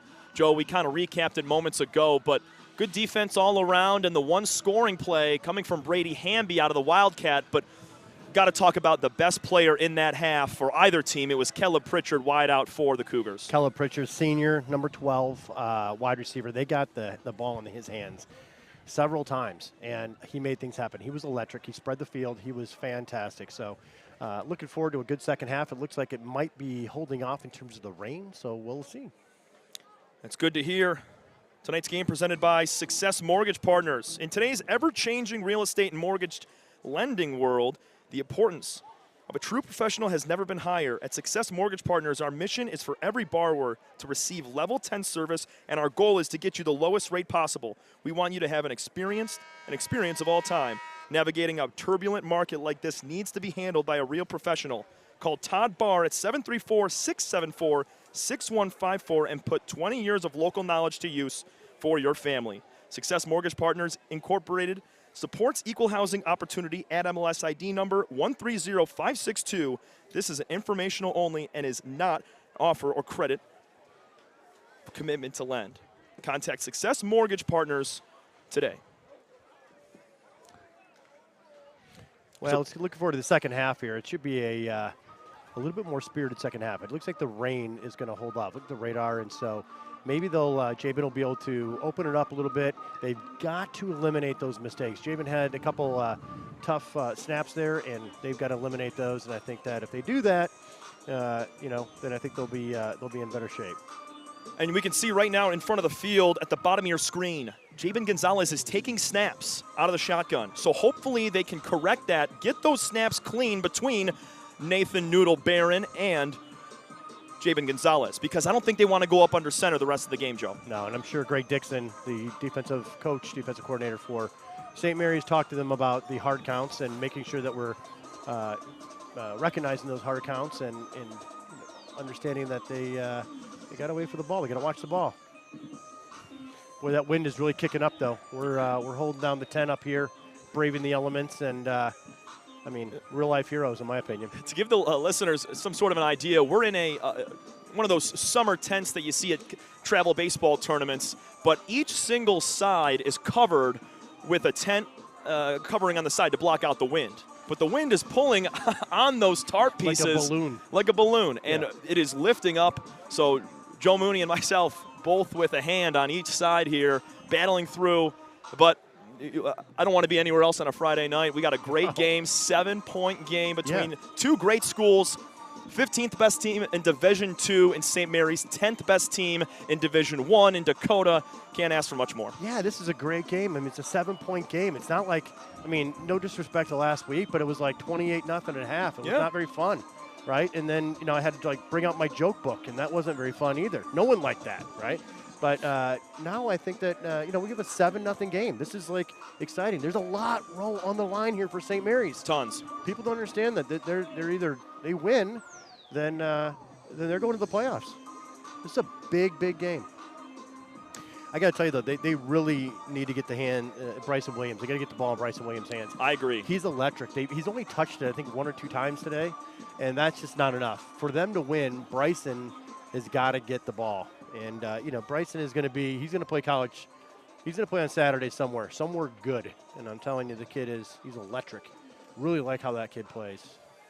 Yeah, it's been pretty much running the football all night long for St. Mary's. A few passes here and there, but even if they can slip a little ball in the flat to Williams, or even a Jack Janda slant across the middle for some big yards, he's a big body, can break a few tackles. Yeah, they got to get the ball in Jaden Savory's hands, and Jack Janda's at the tight end. I think they only have 7 catches all year. These guys are both 6'5", 6'6". They're dudes, right? We got to get the ball in their hands.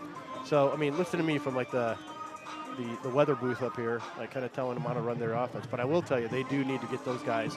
They need to get the ball in the players' hands, right? And the guys that have got them there. And, Jaden Savory and Jack Janda and obviously, Jamin needs to get the ball into Bryson Williams' hands. Bryson Williams is electric compared if they get in his hands. Sam Carrick will kick things off. St. Mary's on the defense to start the second half. Arnez Sanders waiting. Along with Jalen Whitaker as well. They're sitting back at about the 8-yard line. Second half of football here from Molesky Stadium. Joe Mooney, Tom Cavanaugh, ready to go. Here a little pooch kick for about 10 yards. It's going to go out of bounds. Carrick with his hands on his head. He can't believe it. And that's going to be a devastating play right there. They tried to get the ball back after it carrying 10 yards. Yeah, I got to tell you, that was an unbelievable kick. That was phenomenal. What happened was he kicked it up like a pooch kick, and let's see the replay here. You're going to see the ball go backwards. It looked like it was going to end up on the other 45, on Macomb's 45. But what happened was the wind blew, and the blew the thing right out. It was, wow, what a great idea. But it didn't pay off. Now they're at the 50-yard line. From the Great 49-yard line. Right back to it for Dakota. They lead 7-0. First drive of the half. Jaden Ford going to throw a screen over to Kellum Pritchard. Gets a few yards and is tackled at the Eagles 45. We got a late flag coming in the backfield. They're going to start establishing that quick with Pritchard. I mean, he's the guy. He is a playmaker, fast, elusive, and has caught everything that's been thrown to him. He's been targeted 5 times now, and he's made a catch every single time. Yeah, he's good. And St. Mary's has been very good as we have a holding call bringing back Dakota. It's been both sides, Joe, because Dakota, on their drive that they scored, maybe had close to 100 yards of offense, but because of how many penalties they had, they just keep getting brought back. Yeah, and again, in games like this, with the conditions the way they are, you just got to eliminate. Again, like I said, the person that can establish a run game and can make the least amount of mistakes is going to win the game. Handed off now to Simmons. He gets tripped up to the 45-yard line. Second down and 4, excuse me. Second down and 4.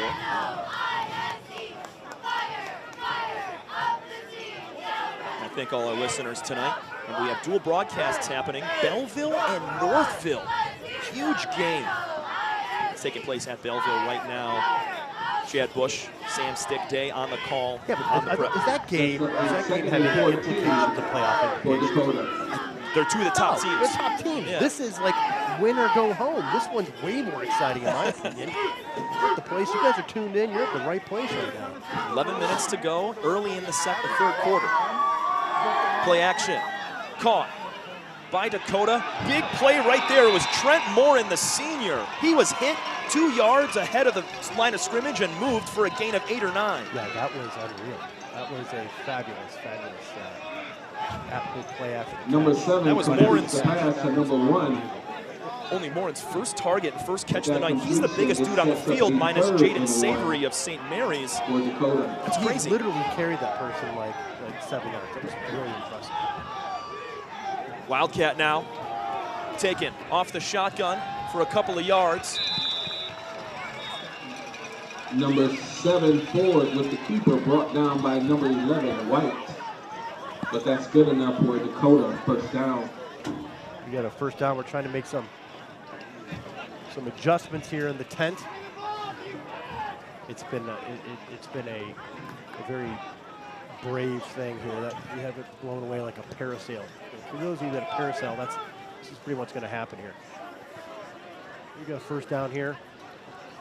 Shotgun snap, taking up the middle, a lot of room for Simmons. Can't break that last tackle. Kareem Pruitt was the last man of defense, and he makes the tackle. First down and more to about the 20-yard line.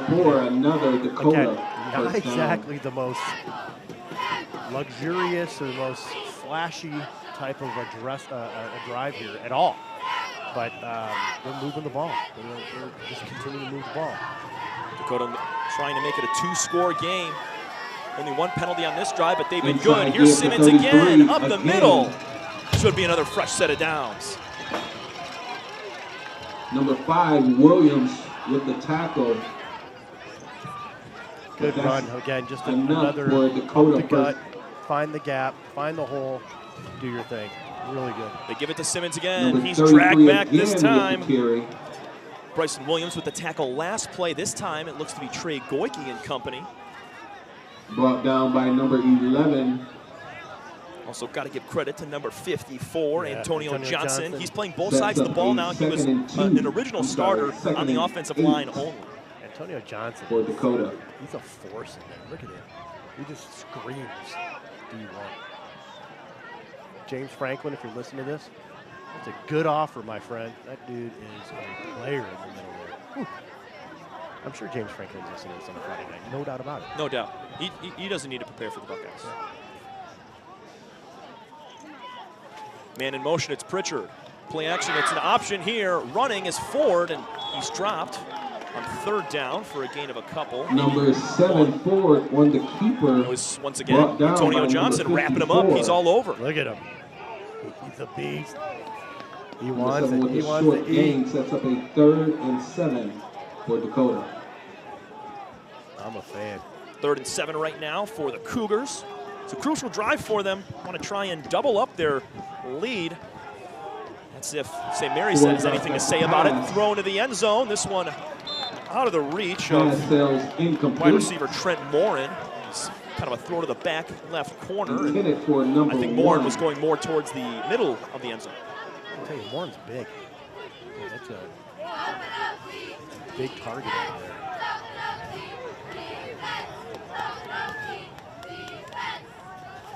So it's 4th down, and Dakota's going to bring out the field goal unit here.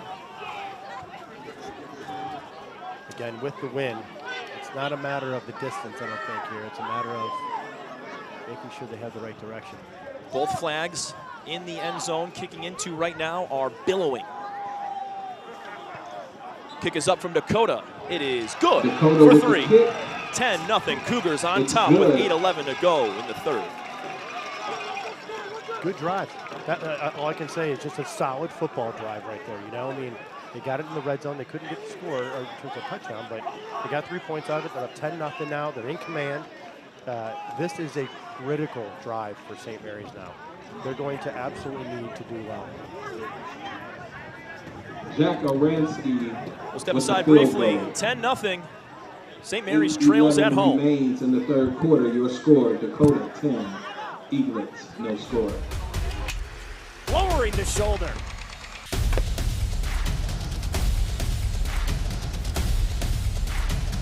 Swing and a miss. McKinley scores!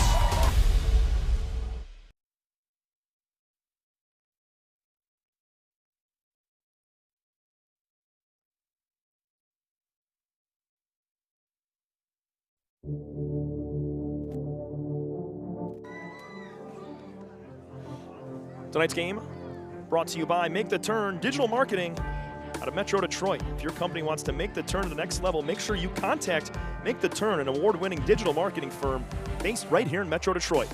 Founded by Mike Sullivan and Kyle Bogie in 2019, they quickly grown to a full team of professionals who create custom marketing solutions to help grow your business. St. Mary's has Reese Hurst take the ball from the 15-yard line. He gets it to about the 35. More on Make the Turn. It's Mike Sullivan, Kyle Bogie. They did found it in 2019, and maybe you've had a great marketing department and want to get 10% better, or maybe you're a business owner who wants a marketing director without the full-time salary. It's worth visiting MakeTheTurn.com and checking out all their great examples and reviews. They can help with content creation, digital advertising, or even just optimizing your social media and web performance. Visit MakeTheTurn.com to schedule a free consultation and see how they can help your company make the turn to the next level. 1st and 10 now. Javen Gonzalez going to hand it off. Gonzalez on the right side. Gain of about 4 there. Hand off on the inside to number 3, Goiki. They give it to Trey Goiki. Picks up about 4. He's been a workhorse so far today on both sides of the ball, making plays defensively and running every couple times. We've seen Armin Rollins as well. Kamari Patterson getting some touches. They're going to go right back to the ground. Here's Goiki, wrapped up almost immediately. Another inside run. Gain of about 2. Number 3, 3rd down and short. Brought down again by number 10 of Dakota. They've got to get down there and score. It's not going to Sets happen. up a 3rd and 3 for the Eagles. It's a 25, 30-mile-an-hour wind and blowing right in the face. And so for Jaden Gonzalez to throw the ball, it's very tough. So they're going to have to establish a run. Crucial 3rd down. Have to convert here, or they're looking to punt. Hand off again to Goiki. He's going to break up the middle. 1st down and goal into Dakota territory to the 47-yard line. Nice run from Trey. That's 3 in a row from him. First down. Chikowski is like they're kind of the same kind of player, right? Trey Goyke got the ball when he was on recess. Number 22, He was the first kid taking it tackle in for recess. I can assure you. I want Troy Goyke. Come on over my side. That kid can pound it. Gonzalez again hands it off up the middle, drag back. Kamari Patterson's going to be taken down for a loss. Big play from the Dakota defense, led by number 93 Tyler Torrey, along with number 95 Aiden Lindsay. Two juniors got into the backfield there and great tab. That was a tough one. Got to do a better job. Here we go. We talked about that defensive line for Dakota: Kowalkowski, Lindsay, Kritiser, and Torrey. Let's see if they get the ball in there. There we go. Shotgun snap. Throw is high on a screen pass to Bryson Williams. He had no chance at that ball. You need to get the ball in his hands. 3rd and 11. I like the play call. We talked about getting a screen pass to Bryson Williams with a few blockers. Yeah, you get him in space. The guy's unbelievable.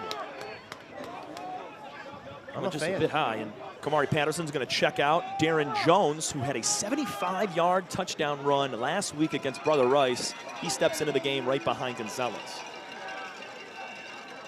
High snap caught by Gonzalez, and he slips and falls. Huge loss on 3rd and long. Let me tell you something. I don't think it mattered that he slipped and fell. They were in his grill. There were 2 defenders in there. I think Logan Kritiser and Kowalkowski. It was Tyler Torrey as well as Kowalkowski. Both of those guys, little sprinkle of Max Crosby, Nick Bosa type right there. I don't care if you're Kyler Murray or anyone else that's elusive, or Lamar Jackson. You're not getting away from those 2 dudes. They're like in his grill. That was unbelievable how fast they were. They're going to set up a screen or what? It's going to be a punting opportunity now. 4th and very long. Back to kick. Ball spotted at about the 43-yard line. Bardis going to drill one, almost blocked, and it's caught, fumbled at the 31-yard line. We got a flag down. They could have roughed the punter. We're going to see what the referees call. Joe, you saw something I didn't. No, he ran into it pretty hard. You can see it right here. Boom. Oh. That wasn't a contact there.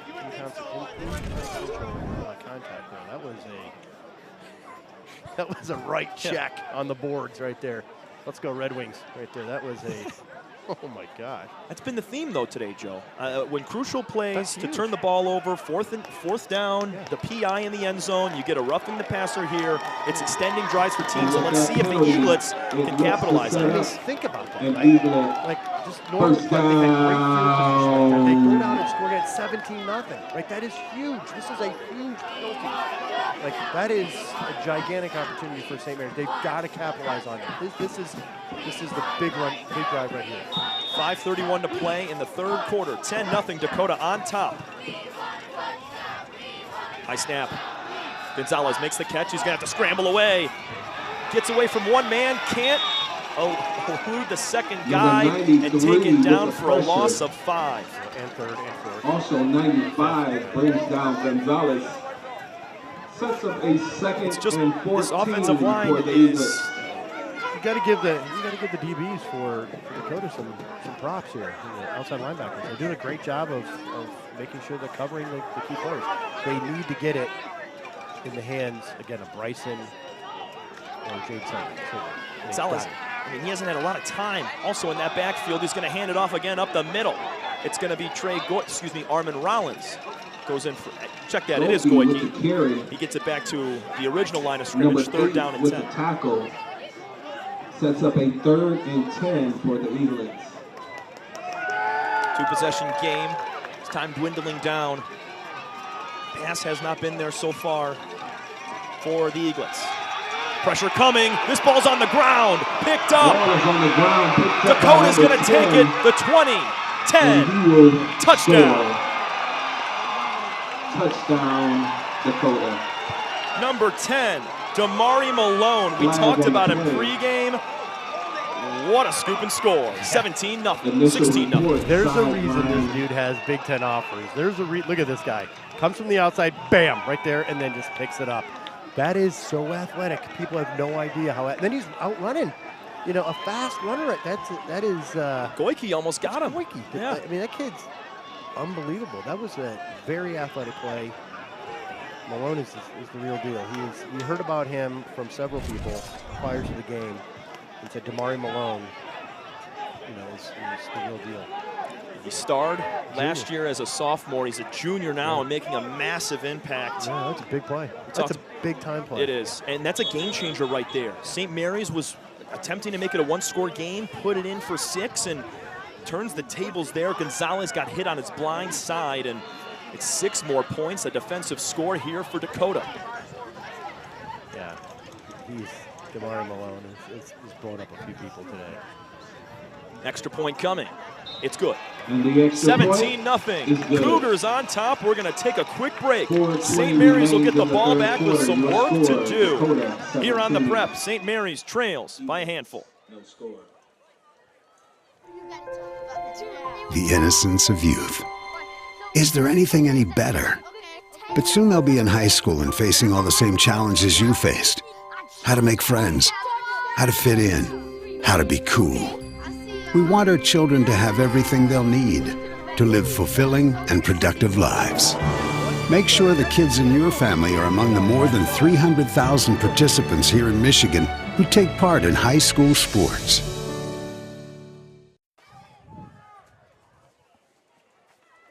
Eaglets to kick off here with 4:20 to go in the third quarter. Damari Malone with the scoop and score. There's a big hit on the blind side on Jabin Gonzalez, the freshman, and Malone took it all the way, and this game has broken open. It's not a blowout by any means right now, but in a very tight game, 17-0 is a wide score just because of how these two teams have competed. That was a unbelievable play to just basically turn the tables on this game. It was 10-0. Was like, okay, they're going to score and they can ride down, make a 10-7 game, and that was a big play. Here we go. Kickoff. With the return, DJ White. Taken here by DJ White at the 40. He's going to bounce it outside, and what a run to the 45 of Dakota, and that's a spark right there for the Eaglets. DJ White, man, 6'3", 200 pounds. Usually the linebacker, but takes the ball and he knows what he's doing. He's a man possessed running down the sidelines there. He's a great player. I really like that kid. White takes a well-deserved seat on the bench there and gets a lot of dap from his teammates. Yeah. Ball's on the left hash right now. Fresh set of downs for St. Mary's, trying to mount a comeback late in the third quarter. Yeah. You know who knows how to do daps? You. Oh, the color commentator here, yeah. I mean, I dapped up Jabin a few times. I think in a really good way, too. Here's the option. Gonzalez looking for room. He's going to take it to the opposite sideline. Can he get a block? He's across the 40 to the 35, 37-yard line. Those are the type of plays Jabin Gonzalez can make. He goes to one side, nothing there, wraps it around. Yeah, the difference is last week against Brother Rice, he was making those, and he was just faster than everyone else. He was a better athlete, and he was breaking tackles and doing it. Here, they're gang tackling. They're a better team, obviously, and better athletes right here on Macomb Dakota. Doing Beetle-Sheese in coverage on Jaden Savory at the bottom of your screen. Yeah. Going to be a play action pass caught by Bryson Williams on the far side, taken out of bounds at the 21-22. He's still going, actually. Looked like he was taken out, but he stays in. A couple extra yards gets him to the 14, of Dakota. Here's the chance for St. Mary's. Yeah, that was a great play. Bryson Williams, we talked about getting him in the flat or some sort of a screen pass. He's in motion. Yeah. Bingo right there. They ran this play in practice.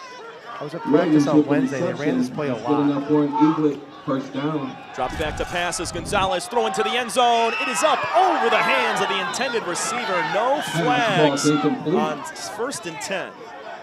It was Zane Wilson, the intended receiver. Good coverage, though, by Elijah Warren. Yeah, Elijah Warren. He's going to be a good player, Elijah Warren. He did a good job. I mean, no pass interference, went for the ball, understood it wasn't going to be caught, and again, pulled back. It's very, very smart. Rain and wind subsiding just a little bit here in the third quarter. Gonzalez from the shotgun to hand it off, and quickly slipping down to a knee at the line of scrimmage was Armin Rollins. Yeah, it's still slick out there. They got to give. Check that. It was Darren Jones on the carry. On the carry sets up a 3rd and 11 for the Eagles. It was Armin and Darren that were both in at running back there. As Bryson Williams will now check in. As Darren had that 73-yard touchdown last week, right? Yeah. He broke that out from the 30 all the way. Yeah. It's a great play. Gonzalez throwing to the end zone again. Savory's looking for it. Incomplete. Great play there by, it was Beetleshees again. Beetleshees. I like that name. I mean, my gosh, that's a great name, isn't it? Number 5. Dylan Beetleshees, the junior. Dylan Beetleshees. I mean, you turn into a good receiver, a good defensive back, and you say Beetleshees 3 times? That is awesome. That kid had a great play on a 6'5" basketball player. That's no joke. Dude, he stood in there. It was an underthrown pass. Just absolutely good defense. Great job by Dylan. Great job. 4th and 11 here for St. Mary's. They got to convert. Pressure coming.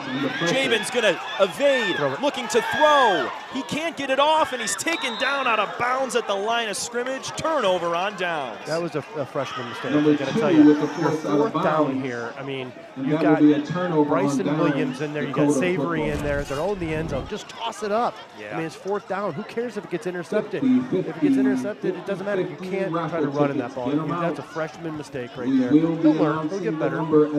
He's great. Jabin's great. He just needs to toss it up and trust his athletes. So with the turnover, the ball is marked at the 17-yard line of Dakota, and the Cougars have the ball looking to score once again. They have 1 offensive touchdown from Hamby, their Wildcat quarterback. They have a field goal and a defensive touchdown, scoop and score from Damari Malone. Here's the end around, cuts it inside. Look to be Simmons. He's dropped immediately. Well done from Janda. Number 12 on the carry. Brought down by number 50. Took that number 29. Dionis Didai once again is said his plays name well a few times today. Yeah. No He's plugged up that middle many carry. times. I think he's done a really good job. So lefty tackle position, he's been great. He's in there with Janda, Josh Janda, that is, as well as Jack Janda, playing 1 position away from each other. Yeah. They're telling each other what to do. Man in motion is Caleb Pritchard. Ford's going to get the snap, fakes the play action, and now it's to Pritchard. Hurdles a man, and he's taken down at the 25, gain of about 7. It's going to be 3rd down White and short. With the tackle brings up a 3rd and 4 for Dakota. I mean, Dakota obviously being up 17 is trying to be as conservative as possible. Getting the ball into Pritchard's hands zone is probably pretty smart. I mean, the kid's been targeted 8 or 9 times, and he's made a really great play every time. So they're just trying to not make mistakes. 1:15 to go in the 3rd. Here's a run up the middle from Hamby. He's broken free at the 50. Cuts it back to the middle of the field. Stumbling, he's going to be taken down inside the 20. What a run from the Wildcat quarterback, Brady Hamby. Brady Hamby has done just a fantastic job today. He's the one that scored the touchdown. Yep. That was a great run as well. I mean, he follows his block. He's always patient. Watch this right here. He gets it, looks for it, looks for the opening. Bam, right there. Sees it, and then next thing you know, he's off to the races. And then he switches up, gets some more yardage here. Smart that he knows doesn't have the angle, and then just, kind of just relinquishes into the red zone. Just an absolute great run. This Brady Hamby, his brother's got to be pretty proud. I wonder if his brother's listening at Northwood right now. Let's shout out Ethan, 2-year starter over at Dakota. And now he's over at Northwood, which is good. Playing playing football on Saturdays. Yeah. It's going to be a screen pass here. Pritchard once again. He's going to catch it, move up the field, and he's hit hard by Kareem Pruitt at the 4-yard line. Kid's a player. And Pruitt with the tackle, but not before There's also Duke Coates with the tackle as well on that one. Yeah. What's interesting is that Duke and I think Chris or CJ, they're not brothers, but they are same spelling, Coates. And so, but Duke, I got to wish Duke a happy birthday. Yeah, we do. Duke, my dude, he's a great player. I mean, all Catholic, correct? Or he was. Yeah, Duke's all Catholic. Yeah, all Catholic. I mean, you know how hard it is to get all Catholic? That's great. Duke Along Coates. with Antonio Johnson, DJ White, Bryson Williams, and here it is again. Hamby up the middle. Are they going to signal him in? No, down at the 1-yard line. He's the go-to guy. I mean, if you watch any New Orleans Saints football and you're familiar with Taysom Hill, it's pretty much the same exact thing where they're giving it to him at the goal line and trying to get him in. That's the end of the 3rd quarter here from Molesky Stadium. 17-0. Dakota is on the doorstep. and trying to make it a 20-plus point lead. Alongside Joe Mooney, I'm Tom Cavanaugh. Fourth quarter coming up. Throw up those fours, folks. You're listening to the Prep. Get your 50-50 tickets out. We have a 150-50 ticket number.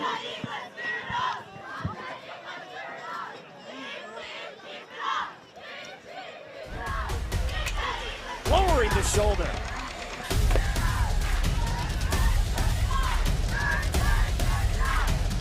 Swing and a miss. McKinley scores!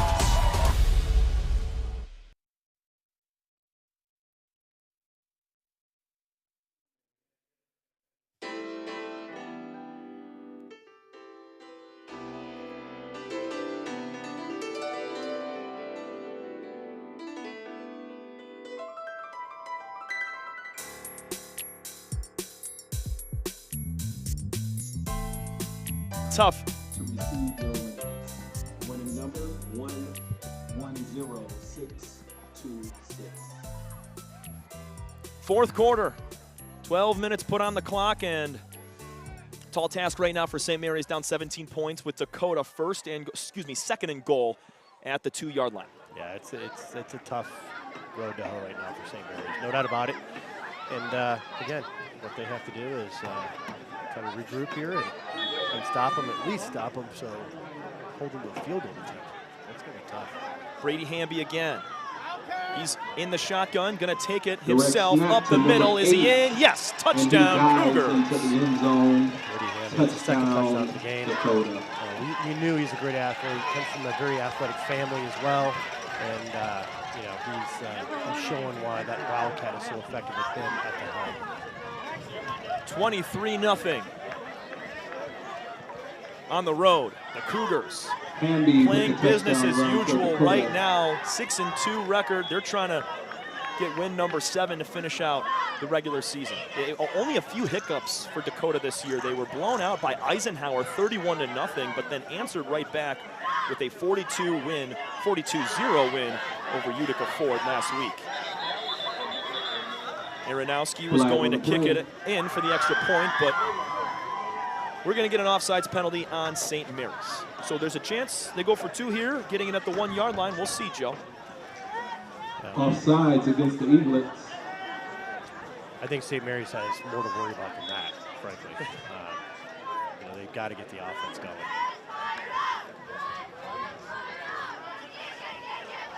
They're going to go for the PAT one more time. It's already a 4-score game at this point. PAT is up and good, 24-0. Dakota leads the home team, St. Mary's Eaglets, with 11:57 to go, opening up the fourth quarter. We'll step aside briefly. 24-0 on the Prep. My dad and my grandfather are officials. I've grown up around officials and seeing how much they enjoy being part of the games. As a student athlete, I've always appreciated the people out there who are willing to give back to the kids. The Legacy program lets me officiate while I'm still in high school, working younger kids' games. Officiating gives me a better understanding of the game. I get to make some pretty good money for a high school kid, and I even get to spend some quality time with my dad. There's help wanted. Just whistle. I could get risky, because I know the cleats aren't the same. Well, we don't have any other way to interview. Choice. Fine. All right. It doesn't matter. Hell, I can do it. I'm 54, right? All right, we're going. St. Mary's Eaglets, 3-5 on the year. They got some notable alumni. Allen Robinson, Joe. Yeah, Allen Robinson is a heck of a wide receiver. His mom, Mrs. Robinson, she actually works in the attendance room, and she actually is the attendance phone monitor, and she kind of like takes the attendance. I feel like I should go meet her, because she. I feel like I should probably apologize to her, because I'm gonna tell you, many times Ryan Mooney would get up in the morning and he'd go, I don't want to go to school, and I'm not going to school, and I'd have to call Mrs. Robinson and go, hello, Mrs. Robinson, this is Mr. Mooney. Ryan's got a dentist appointment, right? And, or Ryan's got a doctor appointment. Oh, Ryan's going to be in a little bit later. He's got a physical therapy to go to, and I feel like I should like go apologize. I mean, a Catholic school and all, and I'm lying to the Mrs. Robinson. I feel like I should get like 10 Hail Marys and maybe a couple other Our Fathers. I mean, Absolutely awful. But you're going to need some penance. Yeah. Ryan ended up at Harvard, so not, it wasn't that bad. I had to lie on his behalf. That's okay. Harvard students start school at 10 a.m. every day. Shotgun snap here for Javen Gonzalez. They're down 24-0. Caught it. Catch is made by Zane Wilson. Nice grab at the 38-yard line, and we got to see a sense of urgency here for the Eaglets with 11.5 to go in the game. They got to get it going. I mean, it's just like, look, I mean, you got to get up the ball, ready to go. Let's go, let's go, let's go, let's go. Come on, Javen, here we go. Got to make it a game. Javen went under center for a few plays. He's doing the shotgun the rest of the way. Here's Bryson Williams on the screen pass. Barrels past the first man, Beetleshees, and he might have a first down. They're going to mark him short. 3rd down and 2. Brings up a 3rd and 1 for the Eagles. It'll be 3rd and 1, actually. They mark it at the 43 of St. Mary's. I got to tell you, Beetlesheets has done a great job of shutting down these guys. I mean, Bryson's over there. They've got some big dudes over there. Hussein, I mean, he's done a great job of shutting down the virtually St. Mary's wide receivers. These guys are very tall, athletic, great guys, and he's been great. Here's the give to Rollins. Does he get the first down? Rollins. They're going to mark him short. No 4th gain. down Sets up and a 1. No 4th gain and there. 1 for the Eagles. Dakota trying to move to 7-2. St. Mary's in jeopardy of falling to 3-6 on the year and missing the playoffs. Take you back to a year ago. St. Mary's made the playoffs with 3 wins and won their district. But the crux is this year, their strength of schedule a little different. So they weren't able to, I know they had a tough schedule this year, but with only 3 wins, it would be very tough for the committee to put them in.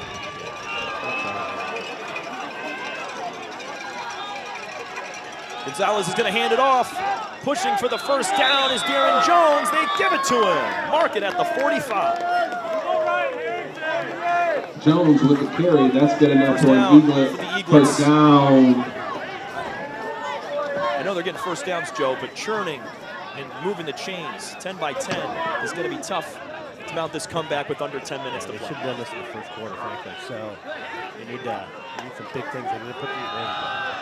And around, going to be swallowed in the backfield for a loss of a couple. Outside give, but no gain. Give there. Number 22 number 15 was Duke Coates. Birthday boy, Duke Coates. Number 15, Coates with the carry. Coates is one of the 4 main wide receivers on the St. Mary's team. Get in Savory's hands. Gonzalez is going to look to pass, rolling to the right. He's getting chased down by a couple Cougars. Here's the throw, and tipped in the air, incomplete. Chasing down. 5, Williams. Gonzalez there was number 93, Tyler Torrey. He has been all over the field, all over Gonzalez tonight. He's running. Check that, no flag on the play. Especially hard to throw across his body like that. Made an attempt there, but that's just tough when you have someone that's that size in your face. I mean, people don't understand. That's a tough position to be in. Bryson Williams, the intended receiver on that play, he had a good chance at it after the tip in the air, but yeah, I mean, just because it doesn't work one time, they need to keep going back to it. Holding is the call. Bryson Williams is going to make that a play. Penalty is declined. 3rd down. Jaden Savory's going to make a play. You got to keep going back to these things. I don't understand why they don't keep doing it. And it's been for a while. I just think they got to keep. Just because it doesn't work doesn't mean it's not going to work yet. Keep going back to those guys. They're your bread and butter. They're your playmakers. They're your dudes. They've been run heavy today. The passing really hasn't been there, but I got to give credit. Dakota's played really well in the secondary. 3rd down and long. Gonzalez steps in, throws, nearly intercepted by Elijah Warren, intended for Williams again. Oh, Eli Warren almost had a pick. Pass falls incomplete. Brings up 4th down. A little bit high. A little behind Williams as well. It's going to bring up 4th down. Tough one to catch, but you got to keep going back. And this is 4-down territory. I know they're at their own 44-yard line here, but yeah, you got to go.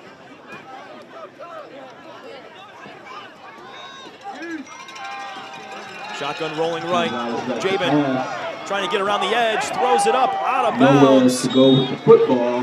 again. Turnover on downs once again. That's a similar play to what we saw in the red zone. A drive turnover ago. on downs. He's going to look at the film on that. Dakota That's football. a freshman First mistake, down. right? You've got to just chuck it up if you have nothing else for fourth down. They're going to get the ball back anyway. So just throw it up there and see if your great receivers can really do anything. So, yeah, it's a freshman mistake. He's a freshman player. One week he's the G of the game and he's doing great. And next week he's being a freshman and learning, right? And getting better. That's what happens. And I think he's playing two completely different teams from a week-to-week basis there. Oh, no doubt. Think about some of the teams that he's had to play against this year. You talk about Adams, Toledo Central Catholic. They're incredible. Dakota's one of the best teams in Division I football in the state of Michigan. And here they come rushing to the line. Jaden Ford in the shotgun, and we got a whistle. I think we're going to call a timeout here. Does Dakota? They were not fully set up for that play right there, as they're looking to try to score again on 24-0. Dakota takes a timeout. We're going to take one with them. Be back in a minute. 24-0. Cougars on top of the Eaglets here on the prep.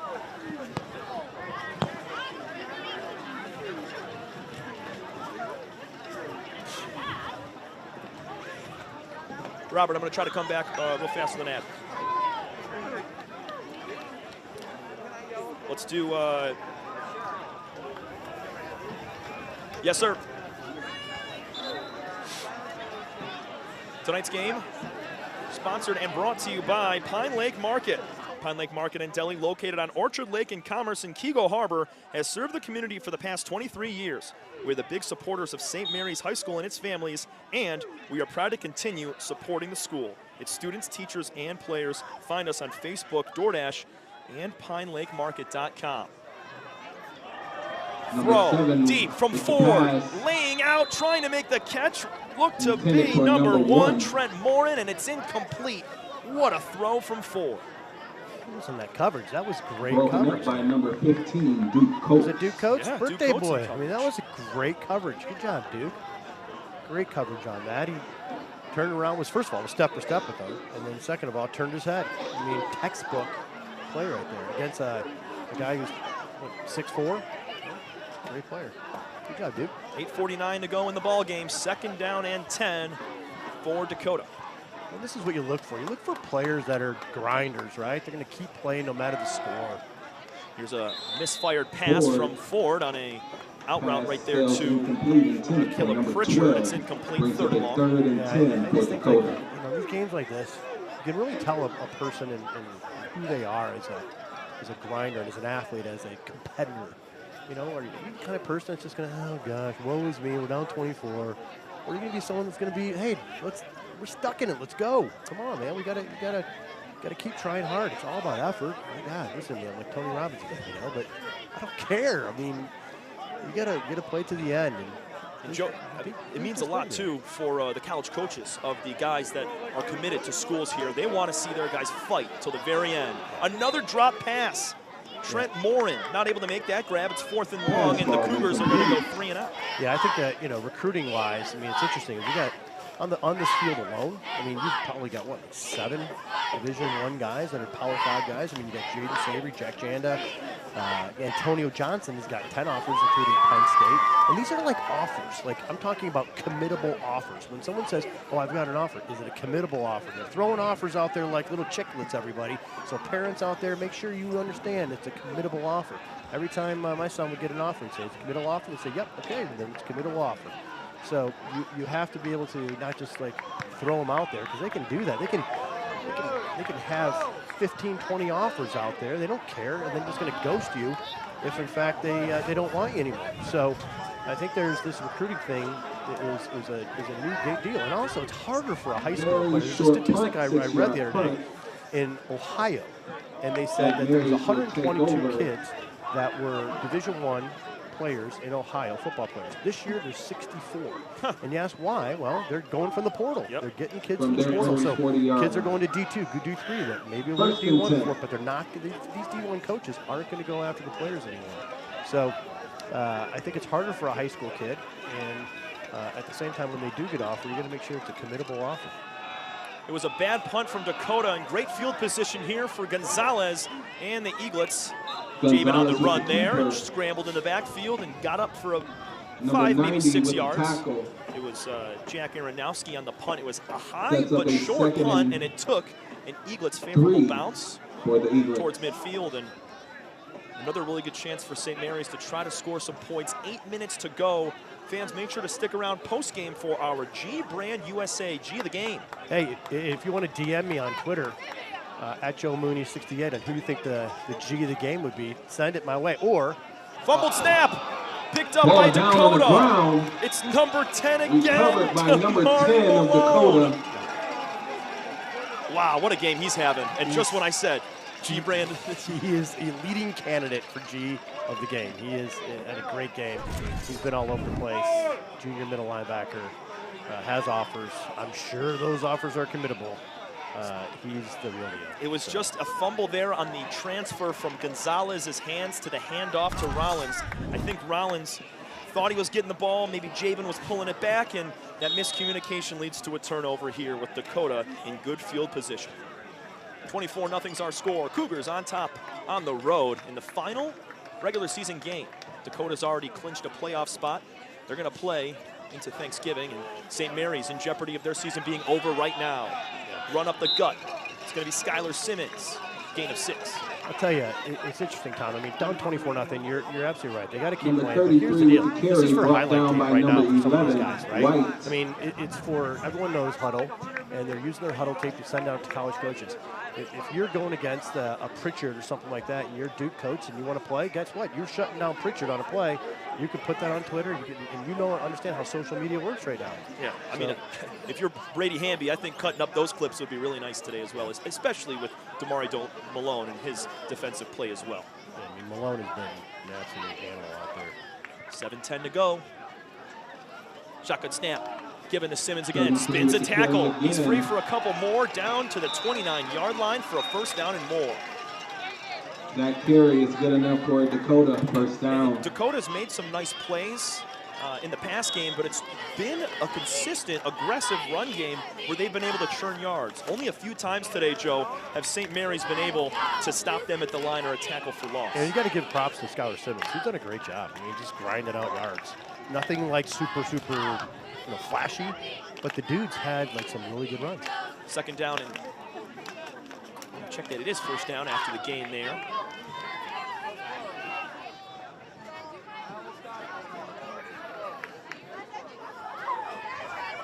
The give again to Simmons. He's taken down in the backfield.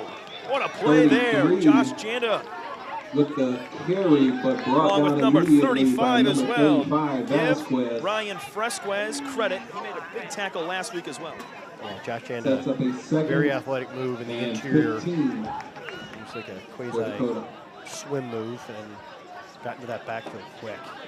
And look at that, Joe. I say not many times have they dropped back the running backs of Dakota Josh for Janda, losses. Send that little highlight right there, my guy, over to Air Force. Aim high, you know.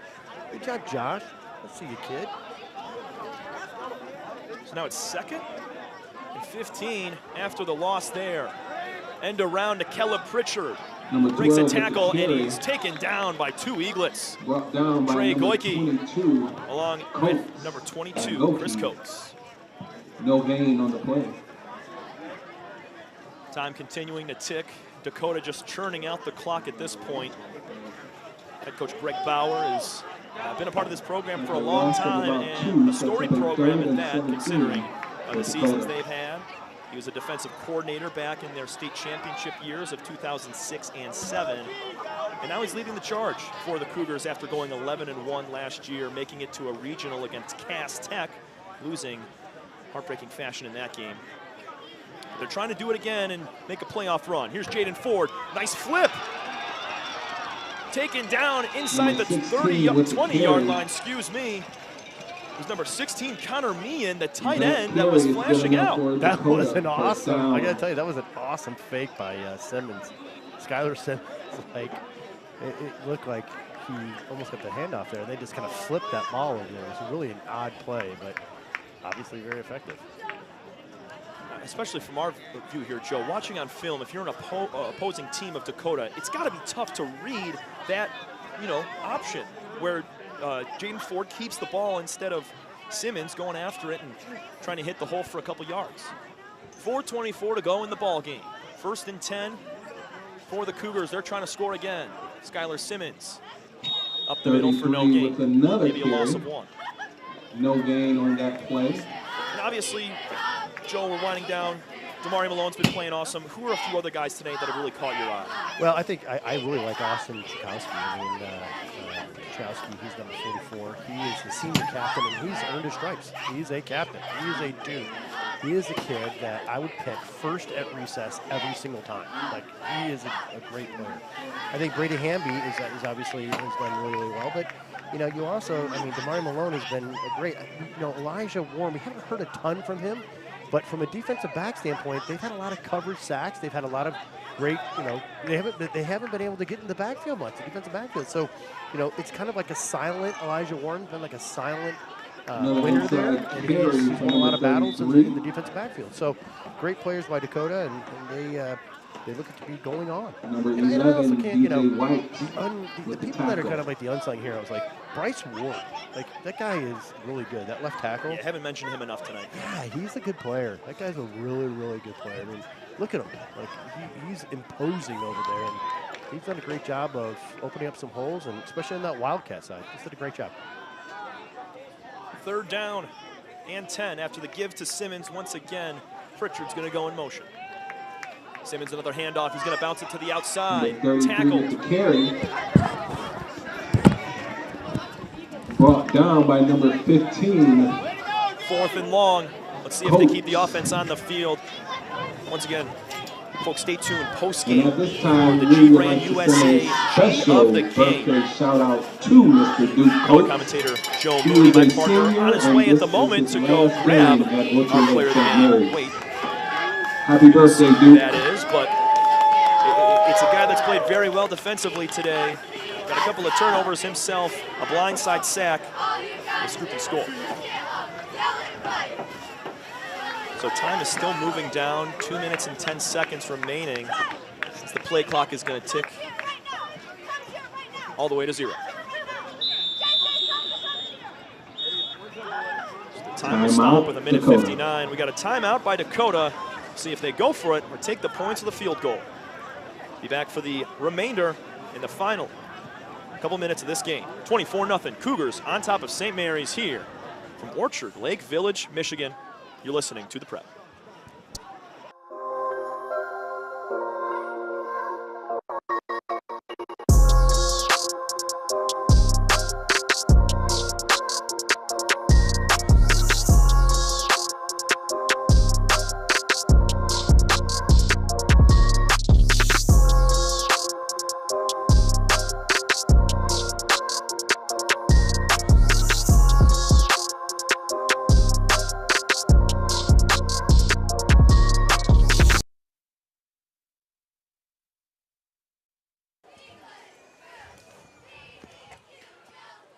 You want another read post-game right after the game ends, Robert?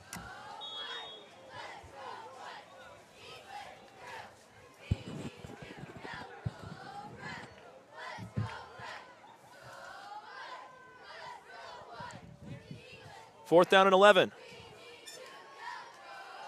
Jaden Ford looking to pass, throws it up to the end zone. It is caught for a touchdown. Trent Morin. What a grab.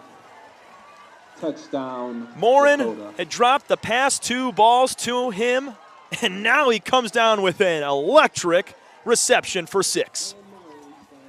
Wow, what a catch. It was a quick drop back from Jaden Ford, and it was one-on-one coverage. Morin was just a little bit bigger than Chris Coates, and he makes the catch. Jack Aronowski on for the extra point. What a play from Trent Morin. He had 1 catch for 10 yards earlier in the game. That's a big touchdown. PAT is up just to the left. It is good, though, through the uprights. On 4th down and long, Dakota comes out firing after the timeout with a touchdown to Trent Morin. Take one more look to the end zone. Morin, great catch. 31-0. Cougars rolling late in the 4th. Every high school sporting event in the state of Michigan has one thing in common: officials. Every game, every meet, every match. Without officials, there'd be no touchdowns, no three-pointers, no face-offs. Without officials, there'd be no games. Officiating is a great way to give back to your community and stay involved with the sports you love. And officials are needed now more than ever, because without officials, it's just practice.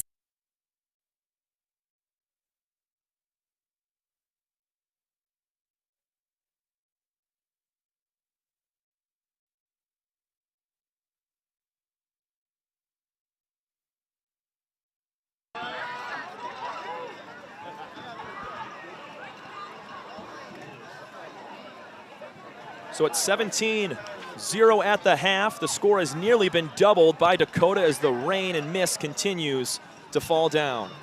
Tom Cavanaugh bringing you all of the action along with Joe Mooney, who just made his way down to the field to pick up the G of the game. It's going to be an on-field interview with Joe Mooney and that player, but what a game so far for Dakota. St. Mary's has just not had an answer offensively.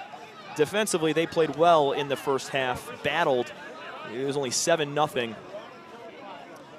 And then it was an offensive explosion from the Cougars. St. Mary's had a few penalties in that first half, cleaned it up here in the second, but weren't able to bust out those huge runs or those clutch passes deep down the sideline or over the middle. And that's kind of been the bread and butter for this St. Mary's team when they have played well and scored a lot of points.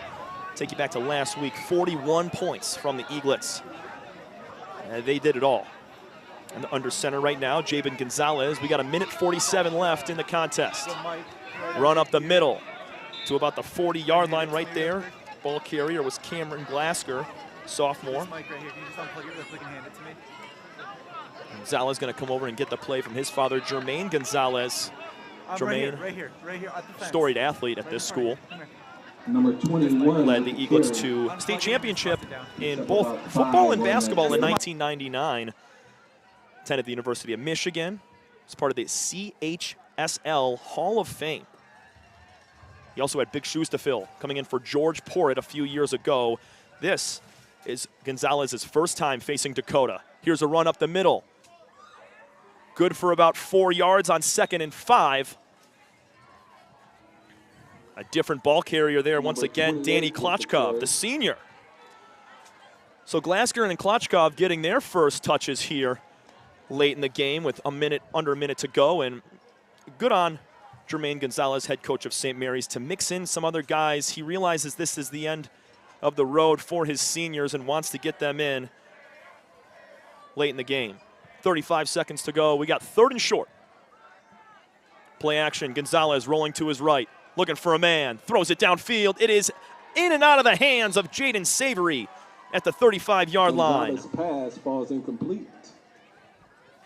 In coverage, number 27, Zion Turner, the senior for Dakota. And it's been a great game from the Cougars. All facets of the game. They had some holding calls that stalled a few of their drives, but with Brady Hamby, you get Jaden Ford, Skylar Simmons, and how about Caleb Pritchard? He's been all over the field tonight, running out of the backfield, catching balls over the middle. And Jaden Ford has been very accurate with his passes throughout tonight. A few underthrown balls for incompletions, but other than that, Dakota's played a clean game of football. Head coach Greg Bauer's got to be proud with his guys. 4th down and short. Last chance here for St. Mary's. Jabin's going to drop back to pass. He throws it incomplete over the head of Jack Janda. Cougars sideline going nuts as it's the 4th turnover of the game for St. Mary's.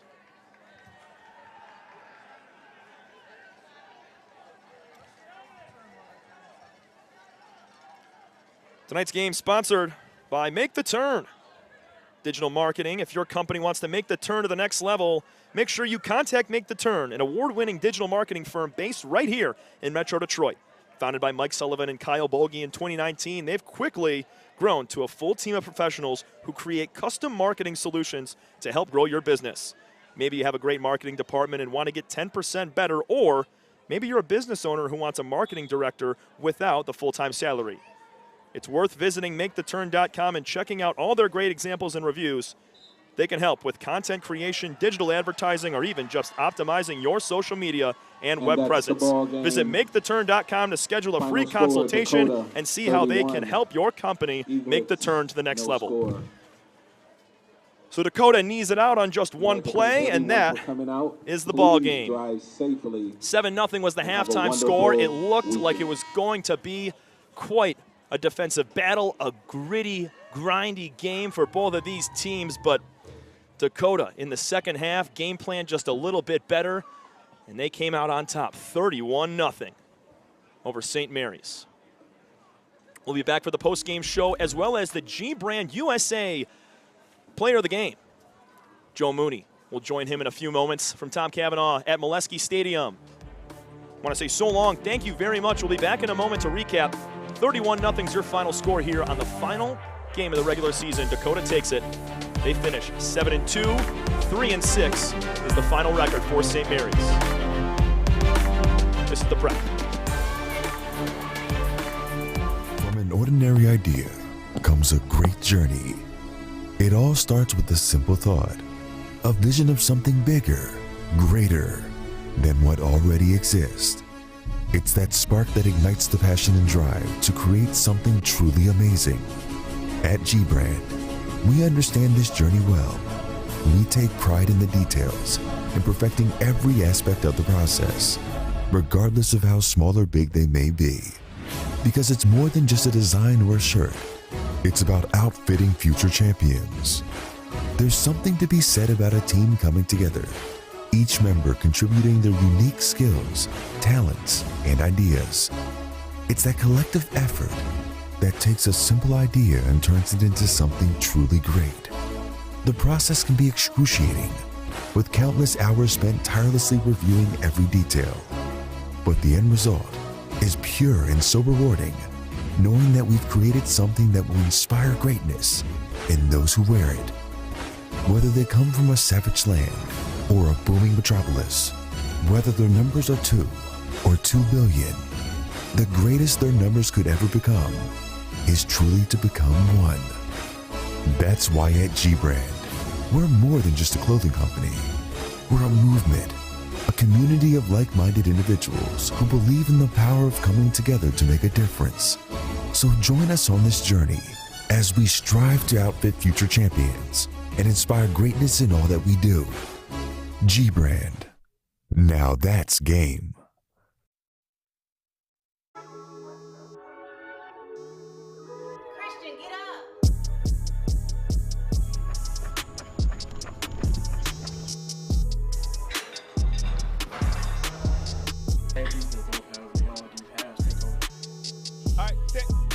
Game day don't start Friday. Let's get it, baby.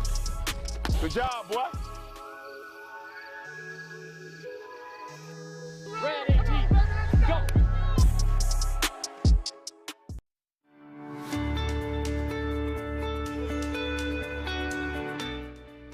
Hi folks, Dr. Joe here again with Michigan Orthopedic Surgeons. Did you know that kids are not little adults when it comes to sports injuries? That's because of something called the growth plate.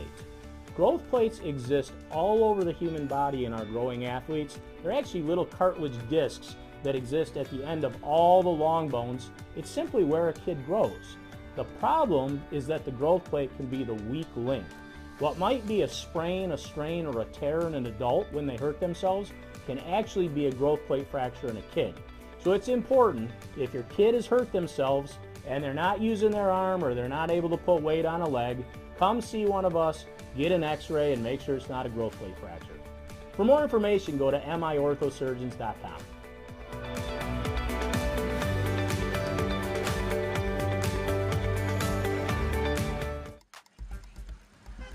Joe Mooney here with the prep with a resounding win. Dakota wins over St. Mary's, and we're here with the G of the game, my man Damari Malone. He was amazing. Damari, congratulations. What do you think?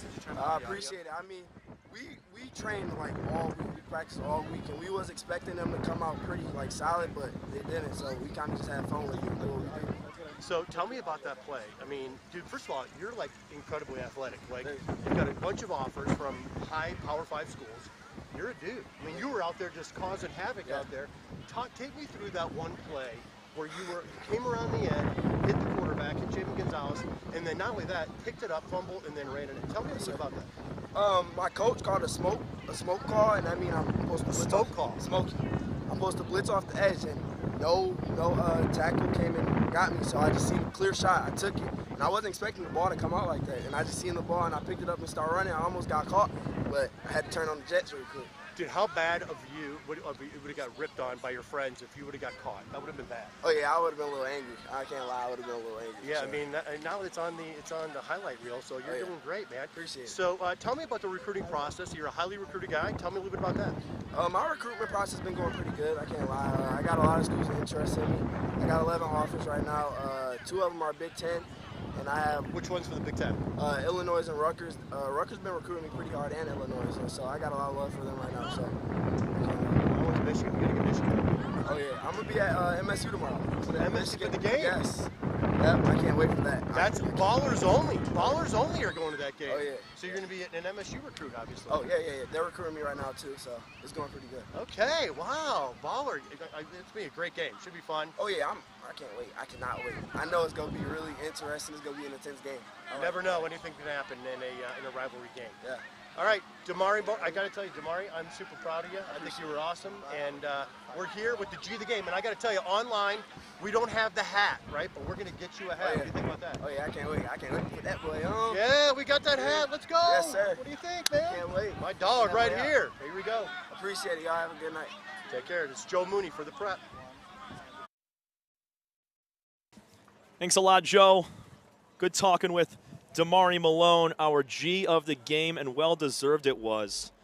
He had that big 40-yard scoop and score blindside sack, went around the other side of Gonzalez, picked it up and went the distance.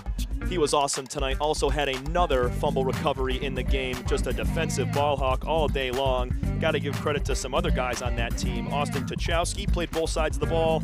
Dylan Beetleshees, Elijah Warren as well. Those guys at 7-2 will be moving on to the playoffs. We'll see who they play in that pre-district first round, but it'll be the end of the season for St. Mary's. Unfortunately, not able to have the strength of schedule with enough wins to qualify for the playoffs, but a great year so far and a lot to build off of if you're head coach Jermaine Gonzalez and the son, Jabin Gonzalez, a freshman this year. He showed some flashes of greatness, and St. Mary's is in great hands down the road when they have Jabin at the helm. Final score tonight, 31-0, St. Mary's. Dropped the game, and Dakota moving on as we just said, but I want to give a big thank you. Joe Mooney on the field and up here in the booth. Executive producer Robert Sherby. Technical director Ali Hadi. Replay Adam Fuller. Graphics Rob Sarna. Audio Craig Patterson. David Forrest, Chad Wilk, John Kennedy, and Dave Diffenderfer on the cameras. Tom Cavanaugh saying so long from Molesky Stadium. Heartbreaking loss, end of the season for St. Mary's, 31-0. Dakota moves on, and Damari Malone, our G of the game. Thank you so much, everybody. Have a great rest of your night. We are the Prep.